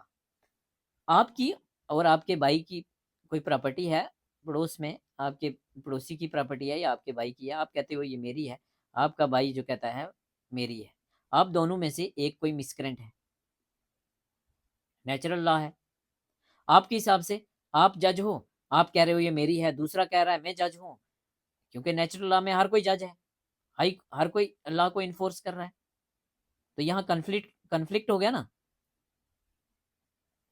No single interpretation of natural law का कोई सिंगल इंटरप्रिटेशन नहीं है। नो सिंगल इन्फोर्सर, कोई भी सिंगल इन्फोर्सर नहीं है, कोई भी सिंगल जज नहीं है नेचुरल लॉ का, हर कोई जज है, हर कोई इन्फोर्सर है, हर कोई इंटरप्रेटर है, अपने हिसाब से चीजों को इंटरप्रेट कर रहा है। As all became their own जज, हर कोई अपने केस का जज बनेगा, और all became their own enforcer, दस क्या होगा? कन्फ्लिक्ट्स अराइज होगा, कन्फ्लिक्ट्स अराइज होंगे। People fought for their LLP, लोग अपनी लाइफ लिबर्टी और प्रॉपर्टी या पोसेशन के लिए लड़ेंगे, लाइफ डिफिकल्ट हो जाएगी, और लोग चाहेंगे कि हम स्टेट ऑफ नेचर से बाहर आए, लोग चाहेंगे कि हम स्टेट ऑफ नेचर से बाहर आए। 10 अबेंडन स्टेट ऑफ नेचर, इसीलिए वो क्या करेंगे? स्टेट ऑफ नेचर को अबेंडन करेंगे और एक क्या बनाएंगे? इंटर होंगे सिविल सोसाइटी में या पॉलिटिकल कम्युनिटी में। कैसे? By social contract. ठीक है। पहले स्टेट ऑफ नेचर बताया इन्होंने कैसा है, अच्छा स्टेट ऑफ नेचर है इनका, लेकिन क्या कह रहे हैं कि कुछ लोग जो हैं वो नेचुरल लॉ को फॉलो नहीं कर रहे, कुछ मिसक्रेंट है, वायलेटर हैं, उसकी वजह से कन्फ्लिक्ट्स होंगे, प्रॉब्लम्स होंगी। इन प्रॉब्लम से अगर हमने बाहर निकलना है तो हमें सोशल कॉन्ट्रैक्ट साइन करना होगा। सोशल कॉन्ट्रैक्ट साइन करेंगे तो हम क्या होंगे? हम एक सिविल या पॉलिटिकल सोसाइटी में इंटर हो जाएंगे। ठीक है। लॉक स्टेट ऑफ नेचर जो था ये प्री पॉलिटिकल था बट नॉट प्री सोशल। यहां से क्वेश्चन बनेगा, वेरी इंपॉर्टेंट। हमने बात की थी हॉब्स का स्टेट ऑफ नेचर। हॉब्स का स्टेट ऑफ नेचर क्या है? स्टेट ऑफ नेचर क्या है? प्री पॉलिटिकल और pre social. Very very very important. Hobbes का, थॉमस हॉब्स का state of nature pre political था, प्री सोशल था। कोई पॉलिटी नहीं थी, कोई रूल रेगुलेशन नहीं थे, हर कोई हर किसी के साथ लड़ रहा था, तो प्री सोशल भी था, सिविलाइजेशन नहीं थी, सोसाइटी नहीं थी। बट लॉक का जो स्टेट ऑफ नेचर है वो प्री पॉलिटिकल तो है, क्योंकि अभी पॉलिटिकल कम्युनिटी नहीं आई, गवर्नमेंट स्टेट नहीं आई, बट हम नहीं कह सकते कि वो प्री सोशल है। क्यों नहीं कह सकते? क्योंकि लॉक का जो स्टेट ऑफ नेचर है वहां सब लोग इक्वल हैं, सब लोग मिलजुल के रह रहे हैं, सब लोग एलएलपी, जो लोगों की, बाकी वालों की एलएलपी है, लाइफ लिबर्टी प्रॉपर्टी, उसको प्रोटेक्ट करके रख रहे हैं। अगर वो दूसरों की लाइफ लिबर्टी प्रॉपर्टी को प्रोटेक्ट कर रहे हैं, हार्म नहीं कर रहे दूसरों को, तो उनके राइट्स भी अपने आप फुलफिल कर रहे हैं, हो रहे हैं। लॉ के स्टेट ऑफ नेचर में ये ड्यूटी है हमारी कि हम लाइफ, लिबर्टी और प्रॉपर्टी बाकी वालों की प्रोटेक्ट करके रहें, और ये हमारे राइट्स हमारे क्या हैं, तभी हमें मिलेंगे जब हम बाकी वालों की लाइफ, लिबर्टी और प्रॉपर्टी को प्रोटेक्ट करेंगे। इसीलिए लॉक का जो स्टेट ऑफ नेचर था वो प्री सोशल नहीं था, बट प्री पॉलिटिकल था। हॉब्स का स्टेट ऑफ नेचर जो है वो प्री पॉलिटिकल भी था, प्री सोशल भी था। तो चलिए आगे क्या कहते हैं, स्टेट ऑफ नेचर में कन्फ्लिक्ट होगा। कन्फ्लिक्ट होगा जब कोई जज नहीं होगा, सब लोग अपने केसेस में जज होंगे, कन्फ्लिक्ट होगा, लोगों के लिए रहना डिफिकल्ट हो जाएगा, तो लोग स्टेट ऑफ नेचर को बाय बाय बोलेंगे और इंटर होंगे सोशल कंट्रैक्ट में। सोशल कंट्रैक्ट में इंटर होंगे तो क्या है, सोशल कंट्रैक्ट थ्योरी या लॉक्स की सोशल कंट्रैक्ट थ्योरी या लॉक्स सोशल कंट्रैक्ट। लॉक का सोशल कंट्रैक्ट कैसा है? Due to about discussed issues, जो हमने ऊपर इश्यूज डिस्कस किए हैं, जो लोगों के बीच में कन्फ्लिक्ट्स हो रहे हैं वो डिस्कस किए हैं, उसकी वजह से लोग चाहेंगे कि हम स्टेट ऑफ नेचर से बाहर आएं, और लोग सरेंडर करेंगे अपने few rights. Very very important. Hobbes के स्टेट ऑफ नेचर में लोग क्या कर रहे थे, अपने सारे राइट्स को सरेंडर कर रहे थे, except one right, that is right to self preservation. अपने आप को जिंदा रखने के राइट को छोड़ के बाकी सारे राइट्स को सरेंडर कर रहे थे। किसको? एक सोवरन को, एक मोनार्क को। मोनार्क को फुल पावर दे रहे थे। यहां ऐसा नहीं है, यहां लोग सरेंडर तो कर रहे हैं लेकिन फ्यू राइट्स कर रहे हैं। राइट टू लाइफ को नहीं कर रहे सरेंडर, राइट टू लिबर्टी को नहीं कर रहे सरेंडर, और राइट टू प्रॉपर्टी या पोसेशन को नहीं सरेंडर कर रहे। लोग एक एग्रीमेंट में इंटर होंगे, लोग एक एग्रीमेंट में इंटर होंगे, और ये एग्रीमेंट जो होगा यहाँ सबकी कंसेंट होगी, सब लोगों की सहमति होगी। जो लोग हैं वो इस सहमति के बाद, इस एग्रीमेंट के बाद क्या होंगे, ट्रांसफॉर्म होंगे, अपने आप को ट्रांसफॉर्म करेंगे। किसमें? एक पॉलिटिकल कम्युनिटी में। वहां क्या हो रहा था, हॉब्स में क्या हो रहा था, हॉब्स में सोशल कॉन्ट्रैक्ट साइन हो गया, तो उसका आउटकम क्या था, उसका आउटकम था एक सॉवरेन, एक मोनार्क। वो मोनार्क जनता पर रूल करेगा, और पॉलिटिकल ओब्लिगेशन होगी जनता की कि जनता ने उसको मानना है। अगर नहीं मानेगी जनता तो जबरदस्ती मनवाएगा वो, फोर्सफुली मनवाएगा वो। यहाँ ऐसा नहीं है, यहाँ लोग इंटर कर रहे हैं सोशल कॉन्ट्रैक्ट में। जैसे लोग इंटर कर रहे हैं तो लोग क्या कर रहे हैं, एक लोग पॉलिटिकल कम्युनिटी में अपने आप को ट्रांसफॉर्म कर रहे हैं। नॉट सोवरन लाइक हॉब्स की तरह नहीं, जहां एक सोवरन बन रहा था, जहां एक सोवरन को सौंप रहे थे वो अपने सारे राइट्स, और सोवरन को बोल रहे थे कि आप प्रोटेक्ट करोगे। हाँ, सोवरन जो था वो उसका पार्ट नहीं था, कॉन्ट्रैक्ट का, एग्रीमेंट का पार्ट नहीं था हॉब्स के केस में। लॉक के केस में क्या है, एक पॉलिटिकल कम्युनिटी में लोग बदल रहे हैं, लोग ट्रांसफॉर्म हो रहे हैं पॉलिटिकल कम्युनिटी में कॉन्ट्रैक्ट साइन करने के बाद। पॉलिटिकल कम्युनिटी जो होगी वो डिसीजन लेगी, लोगों का डिसीजन कैसे लेगी, मेजोरिटी रूल के द्वारा। पॉलिटिकल कम्युनिटी क्या करेगी, मेजोरिटी रूल के द्वारा एक गवर्नमेंट को अपॉइंट करेगी, और वो गवर्नमेंट जो है वो प्रोटेक्ट करेगी लोगों की एलएलपी, लाइफ, लिबर्टी और प्रॉपर्टी। ठीक है, यहाँ कोई सोवरन, कोई मोनार्क नहीं है। यहाँ पॉलिटिकल कम्युनिटी में लोग बदल रहे हैं, लोग अपने आप को ट्रांसफॉर्म कर रहे हैं पॉलिटिकल कम्युनिटी में। ये पॉलिटिकल कम्युनिटी क्या करेगी, पॉलिटिकल कम्युनिटी जो है ये अपॉइंट करेगी एक गवर्नमेंट को, इलेक्शन के द्वारा अपॉइंट करेगी एक गवर्नमेंट को, और वो गवर्नमेंट जो होगी वो लोगों के ऊपर रोल करेगी, और लोगों की लाइफ, लिबर्टी और प्रॉपर्टी या पोसेशन को प्रोटेक्ट करेगी। लॉ के सोशल कॉन्ट्रैक्ट में क्या है, both society and state created. Law के सोशल कॉन्ट्रैक्ट में दो चीजें बन रही हैं, एक तो सोसाइटी बन रही है, सोसाइटी मतलब पॉलिटिकल कम्युनिटी, पॉलिटिकल कम्युनिटी बन रही है, सिविल सोसाइटी बन रही है, और दूसरा बन रहा है स्टेट। जो ये सोसाइटी है, पॉलिटिकल सोसाइटी या पॉलिटिकल कम्युनिटी है, ये बना रही है स्टेट। कैसे? मेजोरिटी रूल के द्वारा। फर्स्ट सोसाइटी वाज क्रिएटेड, पहले सोसाइटी बन रही है, then state came into existence, उसके बाद स्टेट बन रही है। कैसे? By setting up of a government. And ये गवर्नमेंट जो है ये क्या परमानेंट है? नहीं, ये डेमोक्रेटिक गवर्नमेंट है। अगर ये लोगों की वेलफेयर की बात नहीं करेगी, लोगों के हित में बात नहीं करेगी, तो इसको लोग इसको पॉलिटिकल कम्युनिटी जो है वो रिप्लेस कर देगी दूसरी गवर्नमेंट से। बट क्या सोसाइटी डिसइंटीग्रेट होगी? नहीं, सोसाइटी डिसइंटीग्रेट नहीं होगी। स्टेट ऑफ नेचर में लोग दोबारा नहीं जाएंगे। Thus impossible to go back to state of nature. ठीक है, स्टेट ऑफ नेचर में नहीं जाएंगे। He placed that government under the control of society. He state that, not place, he state that government under the control of society. जो ये society बन रही है, जो पॉलिटिकल कम्युनिटी बन रही है, वो किसके उसके कंट्रोल में होगी? गवर्नमेंट। एंड गवर्नमेंट जो बनाएगी वो पॉलिटिकल कम्युनिटी, वो क्या होगी? वो bound to act within the terms of constitution. और वो जो गवर्नमेंट होगी वो एक कॉन्स्टिट्यूशन से गवर्न होगी। वो बॉन्ड है कॉन्स्टिट्यूशन में जो लिखा है, जो चीजें कॉन्स्टिट्यूशन में हैं उनके बेसिस पे ही वो रूल करेगी। तो कॉन्स्टिट्यूशनल गवर्नमेंट की बात कौन करता है? कॉन्स्टिट्यूशन गवर्नमेंट की बात करता है जॉन लॉक। हॉब्स बात करते हैं किसकी? मोनार्क की। हॉब्स के केस में कोई कॉन्स्टिट्यूशन नहीं है, लॉक के केस में कॉन्स्टिट्यूशन है। सोशल कॉन्ट्रैक्ट में क्या है?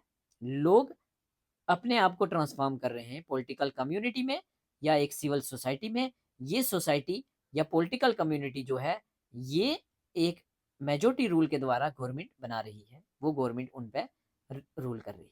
क्या है? People in state of nature. लोग जो है स्टेट ऑफ नेचर में जो लोग थे, वो एक कंसेंट के द्वारा, एक एग्रीमेंट के द्वारा सोशल कॉन्ट्रैक्ट में इंटर हो रहे हैं। सोशल कॉन्ट्रैक्ट में इंटर होते ही ये ट्रांसफॉर्म कर रहे हैं अपने आप को एक सिविल सोसाइटी में या पॉलिटिकल कम्युनिटी में। ये पॉलिटिकल कम्युनिटी या सिविल सोसाइटी क्या कर रही है? अपॉइंट कर रही है एक गवर्नमेंट, जो गवर्नमेंट मेजोरिटी रूल्स के द्वारा काम करेगी। ठीक है, ये गवर्नमेंट कैसी होगी? ये गवर्नमेंट डेमोक्रेसी भी हो सकती है, ये गवर्नमेंट एरिस्टोक्रेसी भी हो सकती है, मोनार्की भी हो सकती है। एब्सोल्यूट मोनार्की नहीं है, ना एब्सोल्यूट एरिस्टोक्रेसी है। मतलब क्या है? ये गवर्नमेंट डेमोक्रेसी भी हो सकती है, मोनार्की भी हो सकती है, एरिस्टोक्रेसी भी हो सकती है। यहाँ आपका क्वेश्चन गलत कराने की कोशिश कर सकता है एग्जामिनर। जो गवर्नमेंट होगी लॉ की, क्या वो मोनार्की होगी? हाँ, मोनार्की हो सकती है, एरिस्टोक्रेसी हो सकती है, डेमोक्रेसी हो सकती है, बट वो एक कॉन्स्टिट्यूशन के द्वारा चलाई जाएगी। चाहे वो मोनार्क होगा, वो इलेक्शन से इलेक्ट होगा, लोगों की सहमति के द्वारा इलेक्ट होगा। चाहे वो अरिस्टोक्रेट होगा, वो लोगों की सहमति के द्वारा इलेक्ट होगा। डेमोक्रेसी होगी, लोगों की सहमति के द्वारा डेमोक्रेटिक गवर्नमेंट इलेक्ट होगी। तो लॉक जो थे वो टाइप ऑफ गवर्नमेंट को या फॉर्म ऑफ गवर्नमेंट को लेके क्लियर नहीं थे कि क्या वो डेमोक्रेसी होगी या मोनार्की होगी या अरिस्टोक्रेसी होगी। ठीक है, चलिए। जो गवर्नमेंट होगी उसके पास तीन पावर्स होंगी: लेजिस्लेटिव पावर, एग्जीक्यूटिव पावर और फेडरेटिव पावर। वही तीन पावर जो हम ऑलरेडी ऊपर डिस्कस कर चुके हैं। ठीक है, लेजिस्लेटिव पावर, लॉ बनाने की पावर, और लॉ बना के लोगों की, सिटीजन की एलएलपी को प्रिजर्व करना, प्रोटेक्ट करना। एग्जीक्यूटिव, एग्जीक्यूट करना लॉज को। ठीक है, federative power, foreign affair deal करना, या अगर खतरा है आपकी स्टेट के ऊपर तो वार डिक्लेयर करना। किसके पास होगा? Federative power. ठीक है, चलिए आप। Doctrine of consent bye John Locke. Doctrine of consent क्या है जॉन लॉक का? ठीक है, government based upon consent, already हम बात कर चुके हैं डॉक्ट्राइन ऑफ कंसेंट की। तो अगर कहीं से क्वेश्चन पूछा जाए डॉक्ट्राइन ऑफ कंसेंट के ऊपर, क्योंकि डॉक्ट्राइन ऑफ कंसेंट की बात कौन करता है? John Locke. क्या कहते हैं जॉन लॉक? कि government based upon consent of people या consent of govern. Govern mean जिनके ऊपर रूल किया जा रहा है। गवर्नमेंट बेस्ड अपॉन कंसेंट जो होगी वो लेजिटिमेट गवर्नमेंट होगी। वेरी इंपॉर्टेंट, वो लेजिटी गवर्नमेंट होगी। ठीक है, कंसेंट की बात तो दोनों कर रहे थे। कौन? कंसेंट पे फोकस किया थॉमस हॉब्स ने भी, फोकस किया जॉन लॉक ने भी, फोकस किया कि लोगों का कंसेंट होगा और वो इंटर कर रहे हैं एक सोशल कॉन्ट्रैक्ट के ऊपर। तो कंसेंट पे क्या सिर्फ लॉक ने फोकस किया था? नहीं, दोनों ने किया था, बट कंसेंट दोनों का डिफरेंट था। हॉब्स का जो कंसेंट था वो फोर्सफुल था, हॉब्स का कंसेंट क्या था, जब सोशल कॉन्ट्रैक्ट साइन हो रहा है तो उसका आउटकम क्या है, एक सॉवरेन, एक मोनार्क, एक एब्सोल्यूट मोनार्क जिसके पास फुल पावर है, जो भी वो पॉलिसीज, जो भी वो लॉ बनाएगा वो जनता के ऊपर थोपेगा, जनता को मानना ही मानना है, जनता नहीं मानेगी तो फोर्सफुली वो मनवाएगा। ठीक है, फोर्सफुल या कोर्साइव, फोर्सफुल कोर्साइव, जनता को मानना ही है। बट लॉक का कंसेंट ऐसा नहीं है, ये यहाँ कोई फोर्सफुली नहीं होगी, यहाँ जबरदस्ती नहीं होगी, यहाँ अगर जनता सहमत नहीं है तो जनता गवर्नमेंट को रिप्लेस कर देगी। ठीक है, supreme power in lock social contract lies with people, लोगों के पास है सुप्रीम पावर लॉक के सोशल कॉन्ट्रैक्ट में, ऐसा हॉब्स के सोशल कॉन्ट्रैक्ट में नहीं है।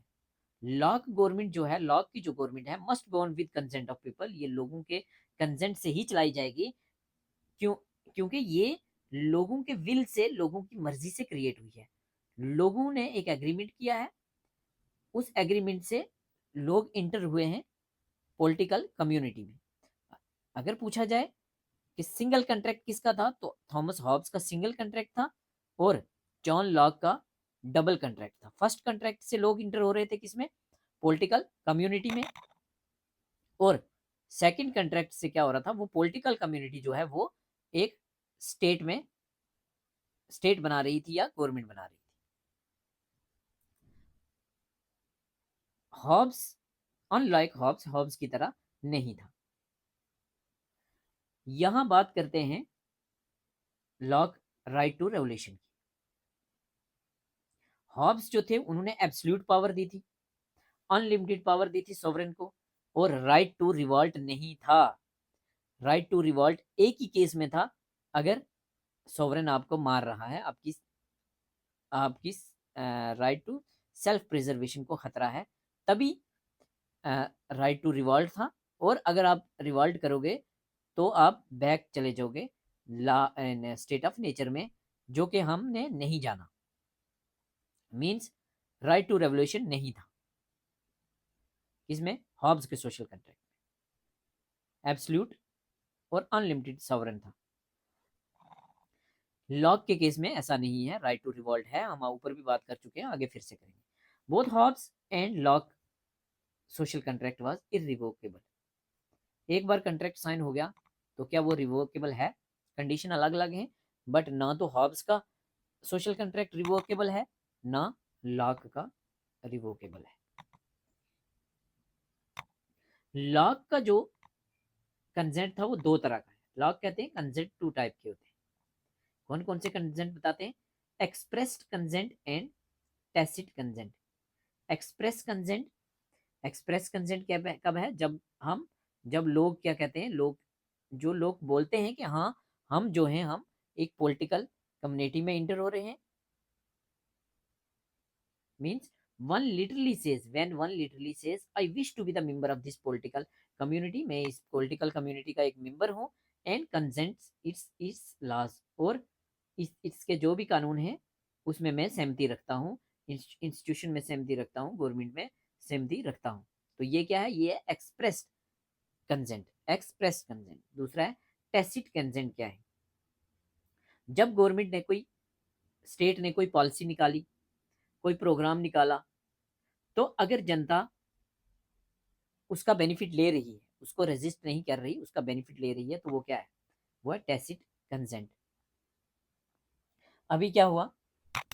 अभी गवर्नमेंट ने, इंडियन गवर्नमेंट ने टैक्स स्लैब चेंज किए, 12 लाख तक कोई भी टैक्स पे करने की जरूरत नहीं है, तो लोग खुश हैं।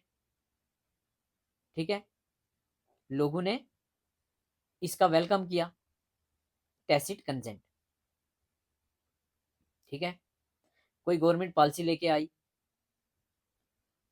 जैसे प्राइम मिनिस्टर आवास योजना या कोई भी और स्कीम है, तो लोग उसका बेनिफिट ले रहे हैं, टैसिट कंसेंट। ठीक है, एक्सप्रेस कंसेंट क्या हो गया? आपने इलेक्शन लड़ा, आप एमएलए बन गए, तो आपने ओथ ले ली कि मैं कॉन्स्टिट्यूशन के द्वारा काम करूंगा, कॉन्स्टिट्यूशन का वायलेशन नहीं करूंगा, ठीक है, एक्सप्रेस कंसेंट, ऐसे आप समझ सकते हैं, ठीक है। लॉक गवर्नमेंट के ऊपर लिमिट्स लगाते हैं क्यों? क्योंकि लॉक जो है वो लिबरलिज्म के फादर है। Lock limits on government. Lock कहते हैं कि अगर गवर्नमेंट जो है वो लेजिटिमेट नहीं है, वो एलएलपी आपको प्रोवाइड नहीं कर रही, आपकी लाइफ लिबर्टी और प्रॉपर्टी को प्रोटेक्ट नहीं कर रही, तो सिटीजन्स के पास इतनी पावर है कि आप गवर्नमेंट को ओवरथ्रो कर दो, आप गवर्नमेंट को रिप्लेस कर दो दूसरी गवर्नमेंट से, जैसे दिल्ली में हुआ। He held that individual signs the contract in order to replace the state of nature। वो कहते हैं कि लोगों ने जो साइन किया है कंट्रैक्ट, वो क्यों किया है? ताकि स्टेट ऑफ नेचर को रिप्लेस किया है एक पॉलिटिकल कम्युनिटी में, एक सिविल सोसाइटी में। जो पॉलिटिकल कम्युनिटी क्या करे? जो लेजिस्लेट कर सके, to make legislature supreme power. Legislature को क्या बनाया उसने? Supreme power. बट लेजिस्लेचर जो है वो लॉ ऑफ नेचर से बड़ा नहीं है। लॉ ऑफ नेचर मीन्स कि आपकी लाइफ लिबर्टी और प्रॉपर्टी से बड़ा नहीं है। तो अगर आप हमारी लाइफ लिबर्टी और प्रॉपर्टी को प्रोटेक्ट नहीं करोगे तो हम आपको बदल देंगे। 4 लिमिट्स लगाते हैं लेजिस्लेचर के ऊपर लॉ। कौन कौन से? Government through established laws that needs to be impartial. Government चलेगी कैसे? एस्टेब्लिश लॉज के द्वारा चलेगी, और ये लॉज इम्पार्शियल होंगे, इक्वलिटी होगी, फ्रीडम होगी, ठीक है, राइट टू इक्वलिटी होगी। जैसे इंडियन कॉन्स्टिट्यूशन में 14 से 18 आर्टिकल है, राइट टू इक्वलिटी की बात करता है। इक्वलिटी बिफोर लॉ की बात कौन सा करता है? Right 14 article. These laws need to be design for good of people. ये जो भी लॉ होंगे लोगों की वेलफेयर की बात करेंगे, लोगों के भले की बात करेंगे। गवर्नमेंट टैक्स नहीं लगा सकती प्रॉपर्टी के ऊपर लोगों के कंसेंट के बगैर। Very important. लॉक कहते हैं कि गवर्नमेंट टैक्स नहीं लगा सकती लोगों के कंसेंट के बगैर। अगर टैक्स बढ़ाना है या टैक्स इम्पोज करना है या बढ़ाना है प्रॉपर्टी के ऊपर, तो लोगों का कंसेंट लेना होगा। It can't transfer the power of making laws to another body. और गवर्नमेंट जो है वो लॉज बनाने की पावर इलेक्टेड गवर्नमेंट के अलावा, जो लोगों के कंसेंट के द्वारा, रूल ऑफ मेजोरिटी के द्वारा जो गवर्नमेंट बनाई गई है, उसके अलावा किसी और को ट्रांसफर नहीं कर सकती। Theory of revolution by Locke. Theory of revolution by Locke detail में पढ़ते हैं क्या है। If government fail to enforce the law of nature, अगर गवर्नमेंट लॉ ऑफ नेचर को इन्फोर्स करने में फेल हो गई है, लाइफ लिबर्टी और एलएलपी को प्रोटेक्ट नहीं कर पाई, means government violates the natural rights जो कि एलएलपी हैं, इनको अगर गवर्नमेंट वायलेट्स कर रही है तो क्या हो, या गवर्नमेंट जो है अपने सिटीजन के खिलाफ वार डिक्लेयर कर रही है, तब सिटीजन्स की ड्यूटी है कि गवर्नमेंट को उखाड़ फेंको, रिवॉल्ट करो गवर्नमेंट के खिलाफ, और गवर्नमेंट को ओवरथ्रो करो या गवर्नमेंट को रिप्लेस करो। अगर कंडीशन कुछ ज्यादा खतरनाक बन गई है तो जनता जो है वो even can kill the not citizen ruler, sorry, even can kill the ruler, ruler को, किंग को या प्रिंस को मार भी सकते हैं। कौन? जनता। even can kill the ruler or legislatures, ठीक है। बट हमें स्टेट ऑफ नेचर में नहीं जाना, हमें स्टेट ऑफ नेचर में नहीं जाना, हमने दूसरा ऑप्शन अपनाना है, रिप्लेस करना है गवर्नमेंट को। हॉब्स क्या रिवॉल्ट को सपोर्ट करते थे? नहीं, इन्होंने, हॉब्स ने रिवॉल्ट का ऑप्शन नहीं दिया था। चलिए आगे। लॉक का पॉलिटिकल ऑब्लिगेशन। हॉब्स का पॉलिटिकल ऑब्लिगेशन हमने पढ़ा था, क्या था ऑब्लिगेशन? पॉलिटिकल ऑब्लिगेशन, जो भी पॉलिसी, जो भी कानून, जो भी लेजिस्लेशन मोनार्क बनाएगा, मोनार्क या सोवरेन बनाएगा, वो जनता को मानना ही मानना है। नहीं मानेगी जनता तो फोर्सफुली मनवाया जाएगा। बट लॉक के केस में ऐसा नहीं है, लॉक का पॉलिटिकल ऑब्लिगेशन डिफरेंट है। No unconditional political obligation, unlike Hobbes. Hobbes से टोटली डिफरेंट है, ठीक है। यहाँ Locke stated that obligation to obey government would depend upon fact that, हम गवर्नमेंट को तभी माने, किस चीज पे मानेंगे कि गवर्नमेंट जो अगर काम कर रही है पीस के लिए, सेफ्टी के लिए, पब्लिक गुड्स के लिए, एलएलपी को प्रोटेक्ट करने के लिए, तो जनता मानेगी। अगर इसके खिलाफ जाके गवर्नमेंट काम कर रही है तो जनता नहीं मानेगी। ही also stated that individuals gave to the government only that power which possess in the state of nature। लोगों ने, जनता ने वही पावर्स दी हैं गवर्नमेंट को जो स्टेट ऑफ नेचर में थी। उन्होंने अपने सारे राइट्स सरेंडर नहीं किए। हॉब्स के केस में सारे के सारे राइट्स जो थे वो सरेंडर कर रही थी जनता, किसको? सोवरेन को, मोनार्क को। यहाँ जनता ने सारे राइट्स नहीं सरेंडर किए। लाइफ, लिबर्टी, प्रॉपर्टी, पोसेशन, ये वाले राइट्स नहीं सरेंडर किए। Locke also stated that people could use force against unjust and unlawful authority।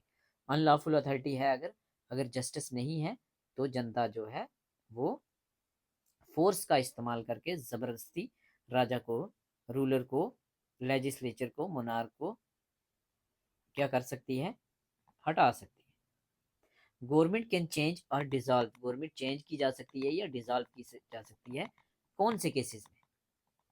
when government established on arbitrary will in place of laws।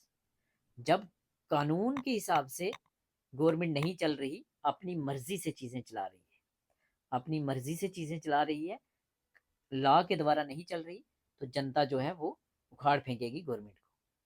when supreme executive power neglected laws, जब laws को executive neglect कर रहा है तब government को बदला जाएगा। जब राजा या रूलर या प्रिंस इलेक्शन को अल्टर कर रहा है, जैसे पाकिस्तान में हुआ, लोगों के कंसेंट के द्वारा लेजिस्लेचर नहीं चुने जा रहे, लोगों के इंटरेस्ट के द्वारा चीजें नहीं हो रही, इलेक्शन में हेरा फेरी हो रही है, तो लोग रिवॉल्ट करेंगे, लोग सरकार को बदल देंगे। व्हेन रूलर या king hindered the legislature from pursuing those ends for which it was constituted। Legislature क्यों बनाए हैं? क्योंकि कुछ एंड्स हैं, कुछ ऑब्जेक्टिव हैं, वो परस्यू करने के लिए, वो फुलफिल करने के लिए। अगर जो रूलर है वो लेजिस्लेचर से ऑब्जेक्टिव्स पे काम नहीं करवा रहा तो उस केस में भी गवर्नमेंट बदली जाएगी। लिबर्टी पे ज्यादा फोकस कर रहे हैं, लिबरलिज्म पे फोकस कर रहे हैं, लोगों के कंसेंट की बात कर रहे हैं जॉन लॉक।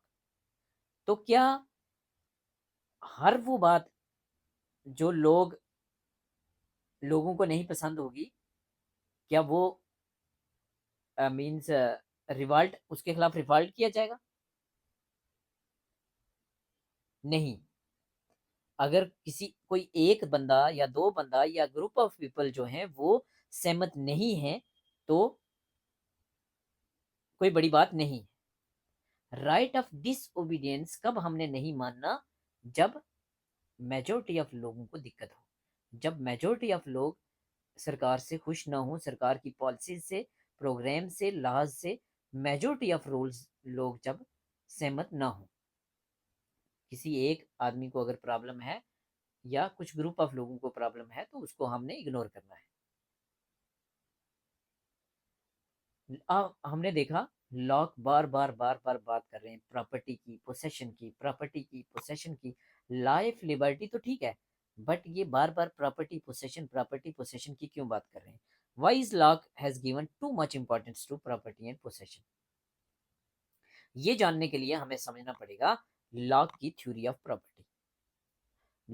लॉक की theory of property, theory of property या Locke's concept of private property का लॉक का कंसेप्ट, या हम कह सकते हैं लेबर थ्योरी ऑफ प्रॉपर्टी, ये सारी चीजें सेम है। Labour theory of property means theory of property में लेबर जुड़ी हुई है, या प्राइवेट प्रॉपर्टी का कंसेप्ट क्या है लॉक का, या theory of liberty.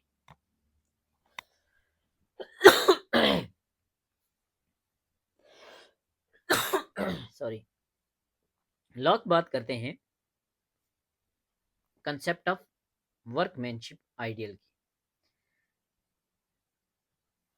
Private property के कंसेप्ट को कैसे समझाते हैं, कंसेप्ट ऑफ वर्कमैनशिप आइडियल के द्वारा। क्या है concept of workmanship ideal? Lock कहते हैं कि क्रिएटर जो होता है उसका पूरा राइट होता है जो चीज उसने क्रिएट की है। जैसे इंसान को किसने क्रिएट किया है? गॉड ने, अल्लाह ने, भगवान ने। तो इंसान के ऊपर किसका राइट है? इंसान किसकी प्रॉपर्टी है? गॉड की प्रॉपर्टी है। Only God can take our life and liberty. हमारी लाइफ और लिबर्टी को सिर्फ कौन ले सकता है? गॉड ले सकता है। सब लोग बराबर हैं। कोई भी किसी की लाइफ, लिबर्टी या प्रॉपर्टी को नहीं ले सकता एक्सेप्ट गॉड। ठीक है। ऐसे ही क्या कहते हैं जॉन लॉक? जॉन लॉक कहते हैं कि has you know creator has right over property. जैसे क्रिएटर क्या राइट है उसकी प्रॉपर्टी के ऊपर, ऐसे ही when you mix your labour with an object of nature. मैंने जो एग्जांपल दी थी लैंड की, वो लैंड किसकी है? लॉक कहते हैं कि वो लैंड जो है वो नेचर की है, वो गॉड की लैंड है। उसका ऑनर कौन है? उसका ऑनर गॉड था। गॉड ने बनाई है वो। हमें किसने बनाया है? हमें भी गॉड ने बनाया है। हम गॉड की प्रॉपर्टी हैं, वो भी गॉड की प्रॉपर्टी है। तो हम अगर उस प्रॉपर्टी के ऊपर अपनी लेबर को मिक्स कर रहे हैं, वो जो खाली जगह पड़ी हुई थी जिसके ऊपर प्लांट्स थे, ट्रीज थे, हमने ट्रीज काटे, ग्रास काटा, वहां से स्टोन्स रिमूव किए, उस लैंड के ऊपर हमने हल चलाई, उसको फर्टाइल लैंड में बदला और हमने उसके ऊपर बीज डाले, फसल लगाई। अब वो हमारी प्राइवेट प्रॉपर्टी बन गई। अब वो हमारी प्राइवेट प्रॉपर्टी बन गई। Man by nature is property acquiring animal. Lock कहते हैं कि इंसान जो है वो प्रॉपर्टी एक्वायरिंग एनिमल है। अगर पूछा जाए man is a social animal, किसने बोला मैच करने के लिए आ जाए, man is a social animal, match होगा अरिस्टोटल के साथ। Man is a property acquiring animal, match होगा जॉन लॉक के साथ। State of nature is commonly available to all. कहते हैं कि स्टेट ऑफ नेचर जो है वो सबके लिए अवेलेबल है। अगर स्टेट ऑफ नेचर में आप अपनी लेबर को लगाओगे, आप अपनी लेबर को मिक्स करोगे, तो वो प्रॉपर्टी आपकी बन जाएगी। ठीक है। स्टेट ऑफ नेचर सबके लिए अवेलेबल है। स्टेट ऑफ नेचर में आपने अपनी लेबर लगाई, जैसे मैंने एग्जांपल दी उस लैंड की, तो वो आपकी अपनी प्रॉपर्टी बन गई। तो ऐसे तो क्या होगा, ऐसे जहां चाहोगे आप अपनी लेबर लगा के क्या आप प्रॉपर्टी एक्मुलेट करते रहोगे, एक्मुलेट करते रहोगे? क्या आप अनलिमिटेड प्रॉपर्टी एक्वायर करोगे? तो लॉक कहते हैं कि नहीं, इसके लिए कुछ लिमिटेशंस है। Limitations on right to property. Locke के 3 लिमिटेशन बताते हैं। कितनी लिमिटेशंस? 3 लिमिटेशन बताते हैं राइट टू प्रॉपर्टी पोसेशन पे। कौन कौन सी? Sufficiency limitation, spoilage limitation and labour limitation. Sufficiency limitation कि एक इंडिविजुअल उतनी प्रॉपर्टी ही एक्वायर करेगा जितनी को वो इस्तेमाल करेगा अपने लिए, जो उसके लिए और उसकी फैमिली के लिए सफिशिएंट होगी। ठीक है। जितनी जरूरत है उतनी आप एक्वायर करो। ये स्टेटमेंट कहीं भी पूछी जा सकती है। ठीक है। कि हैज पर लॉक कौन सी स्टेटमेंट ठीक है? तो लॉक कहते हैं कि हमने उतनी प्रॉपर्टी एक्वायर करनी है जितनी की हमें जरूरत है। स्पाइलेज लिमिटेशन, कोई भी इंडिविजुअल जो है वो प्रॉपर्टी को एक्स्ट्रा स्पाइल नहीं करेगा, फालतू प्रॉपर्टी को स्पाइल नहीं करेगा। जितनी उसकी जरूरत है उतनी वो एक्वायर करेगा, बाकी जो है वो बाकी वालों के लिए छोड़ देगा। क्योंकि हम स्टेट ऑफ नेचर में क्या कहते थे? हम कहते थे कि स्टेट ऑफ नेचर में इंसान जो है बाकी वालों के लाइफ, लिबर्टी, प्रॉपर्टी को प्रोटेक्ट कर रहा है। Individual must ensure that enough and good amount of property is left for others. बाकी वालों के लिए अच्छी खासी बची होनी चाहिए, तभी हमने उतनी एक्वायर करनी है जितने की हमें जरूरत है, जो हमारे लिए सफिशिएंट है। Labour limitation, an individual had right to only that property. Individual का राइट सिर्फ उसी प्रॉपर्टी पे होगा जिसके ऊपर उसने अपनी लेबर लगाई है, या बॉडी की लेबर या माइंड की लेबर। ठीक है। मेंटल लेबर लगाई हो या फिजिकल लेबर लगाई हो, लेकिन वही प्रॉपर्टी उसकी होगी जिस पे उसने लेबर लगाई है। जैसे ये लेक्चर था, ये थ्योरीज अलग अलग लोगों की थ्योरीज है, अलग अलग नोट्स से मैंने, अलग अलग बुक से मैंने चीजें उठाई हैं, मेरी थोड़ी हैं। जो मैं आपको पढ़ा रहा हूँ ये मेरी तो नहीं है ना चीजें। कोई किसी बुक की है, कोई किसी थिंकर की है, कोई नेट की है, कोई कहीं की है, मेरा तो कुछ भी नहीं है ना अपना। तो मैंने इसके ऊपर अपनी माइंड की लेबर लगाई है, कंटेंट गठा किया मैंने, नोट्स बनाए, इसको मैंने पढ़ाया, तो ये अब मेरी प्रॉपर्टी, ये मेरी प्रॉपर्टी है। तो यहाँ मेरी क्या फिजिकल लेबर लगी? नहीं, मेरी माइंड की लेबर लगी। तो लॉग कहते हैं कि एक्सेसिव एक्युमुलेशन प्रॉपर्टी का नहीं करना, हमें उतनी प्रॉपर्टी एक्वायर करनी है जितने की हमें ज़रूरत हो, जो हमारे लिए सफिशिएंट हो। हमें प्रॉपर्टी स्पाइल नहीं करनी, हमें बाकी वालों के लिए इनफ और गुड अमाउंट की प्रॉपर्टी बचा के रखनी है।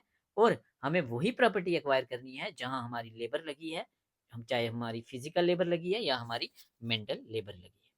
तो इस लेक्चर में हमने डिटेल में पढ़ा John Locke, social contract thinkers पढ़ रहे हैं हम।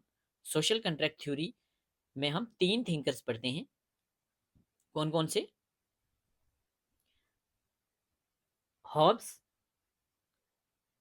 लॉक और रूसो। थॉमस हॉब्स हम ऑलरेडी पढ़ चुके हैं, लेक्चर 10 में पढ़ा था हमने। आज हमने पढ़ा है जॉन लॉक, और नेक्स्ट लेक्चर में हम पढ़ेंगे एक ही वीडियो में रूसो। तो पूछा जाए which of the following is social contract thinker? A option Thomas Hobbes, B John Locke, C Rousseau, D all of the above. तो आंसर होगा all of the above. Chief exponent कौन होगा? Hobbes, not Locke और Rousseau. Lecture number 11 में हमने theory of causation पढ़ी थी। Aristotle हमने डिटेल में पढ़ा था, बट एक बहुत इंपॉर्टेंट थ्योरी रह गई थी हमारी, थ्योरी ऑफ काजेशन। आप लोगों ने नहीं देखा, मैंने वो कवर की है। जितने लोगों ने अरिस्टोटल देखा है उतने लोगों ने वो थ्योरी नहीं पढ़ी। वो थ्योरी एग्जाम में पूछी जाती है, थ्योरी ऑफ काजेशन। तो हमारे लेक्चर नंबर 11 को भी जरूर देखें, हमारे प्रीवियस सारे लेक्चर्स को देखें। ये लेक्चर लेट हो गया है, कुछ प्रॉब्लम्स चल रही थी, मेरी तबीयत भी खराब थी, कुछ और इश्यूज थे, उसकी वजह से लेट हुआ है। हम कोशिश करेंगे कि हम रेगुलर लेक्चर अपलोड करें। मेरी कोशिश रहेगी कि मैं कंप्लीट सिलेबस कवर करूं। पहले मैं वही चीज़ें कवर करूंगा जब तक सिलेबस आता, जो चीज़ें सिलेबस से 100% रिप्लेस नहीं होंगी, 100% सिलेबस का पार्ट होगा। अपने नेक्स्ट लेक्चर में हम पढ़ेंगे रूसो को, उसके बाद हम देखेंगे कौन कौन से इंपॉर्टेंट थिंकर हैं, क्या लेके चलना है, आगे देखेंगे। Thank you so much for listening. Comment section में ज़रूर बताएं हमारा लेक्चर कैसा लगा। और आपसे एक गिला है कि आप हमारे लेक्चर को लाइक नहीं करते, शेयर नहीं करते।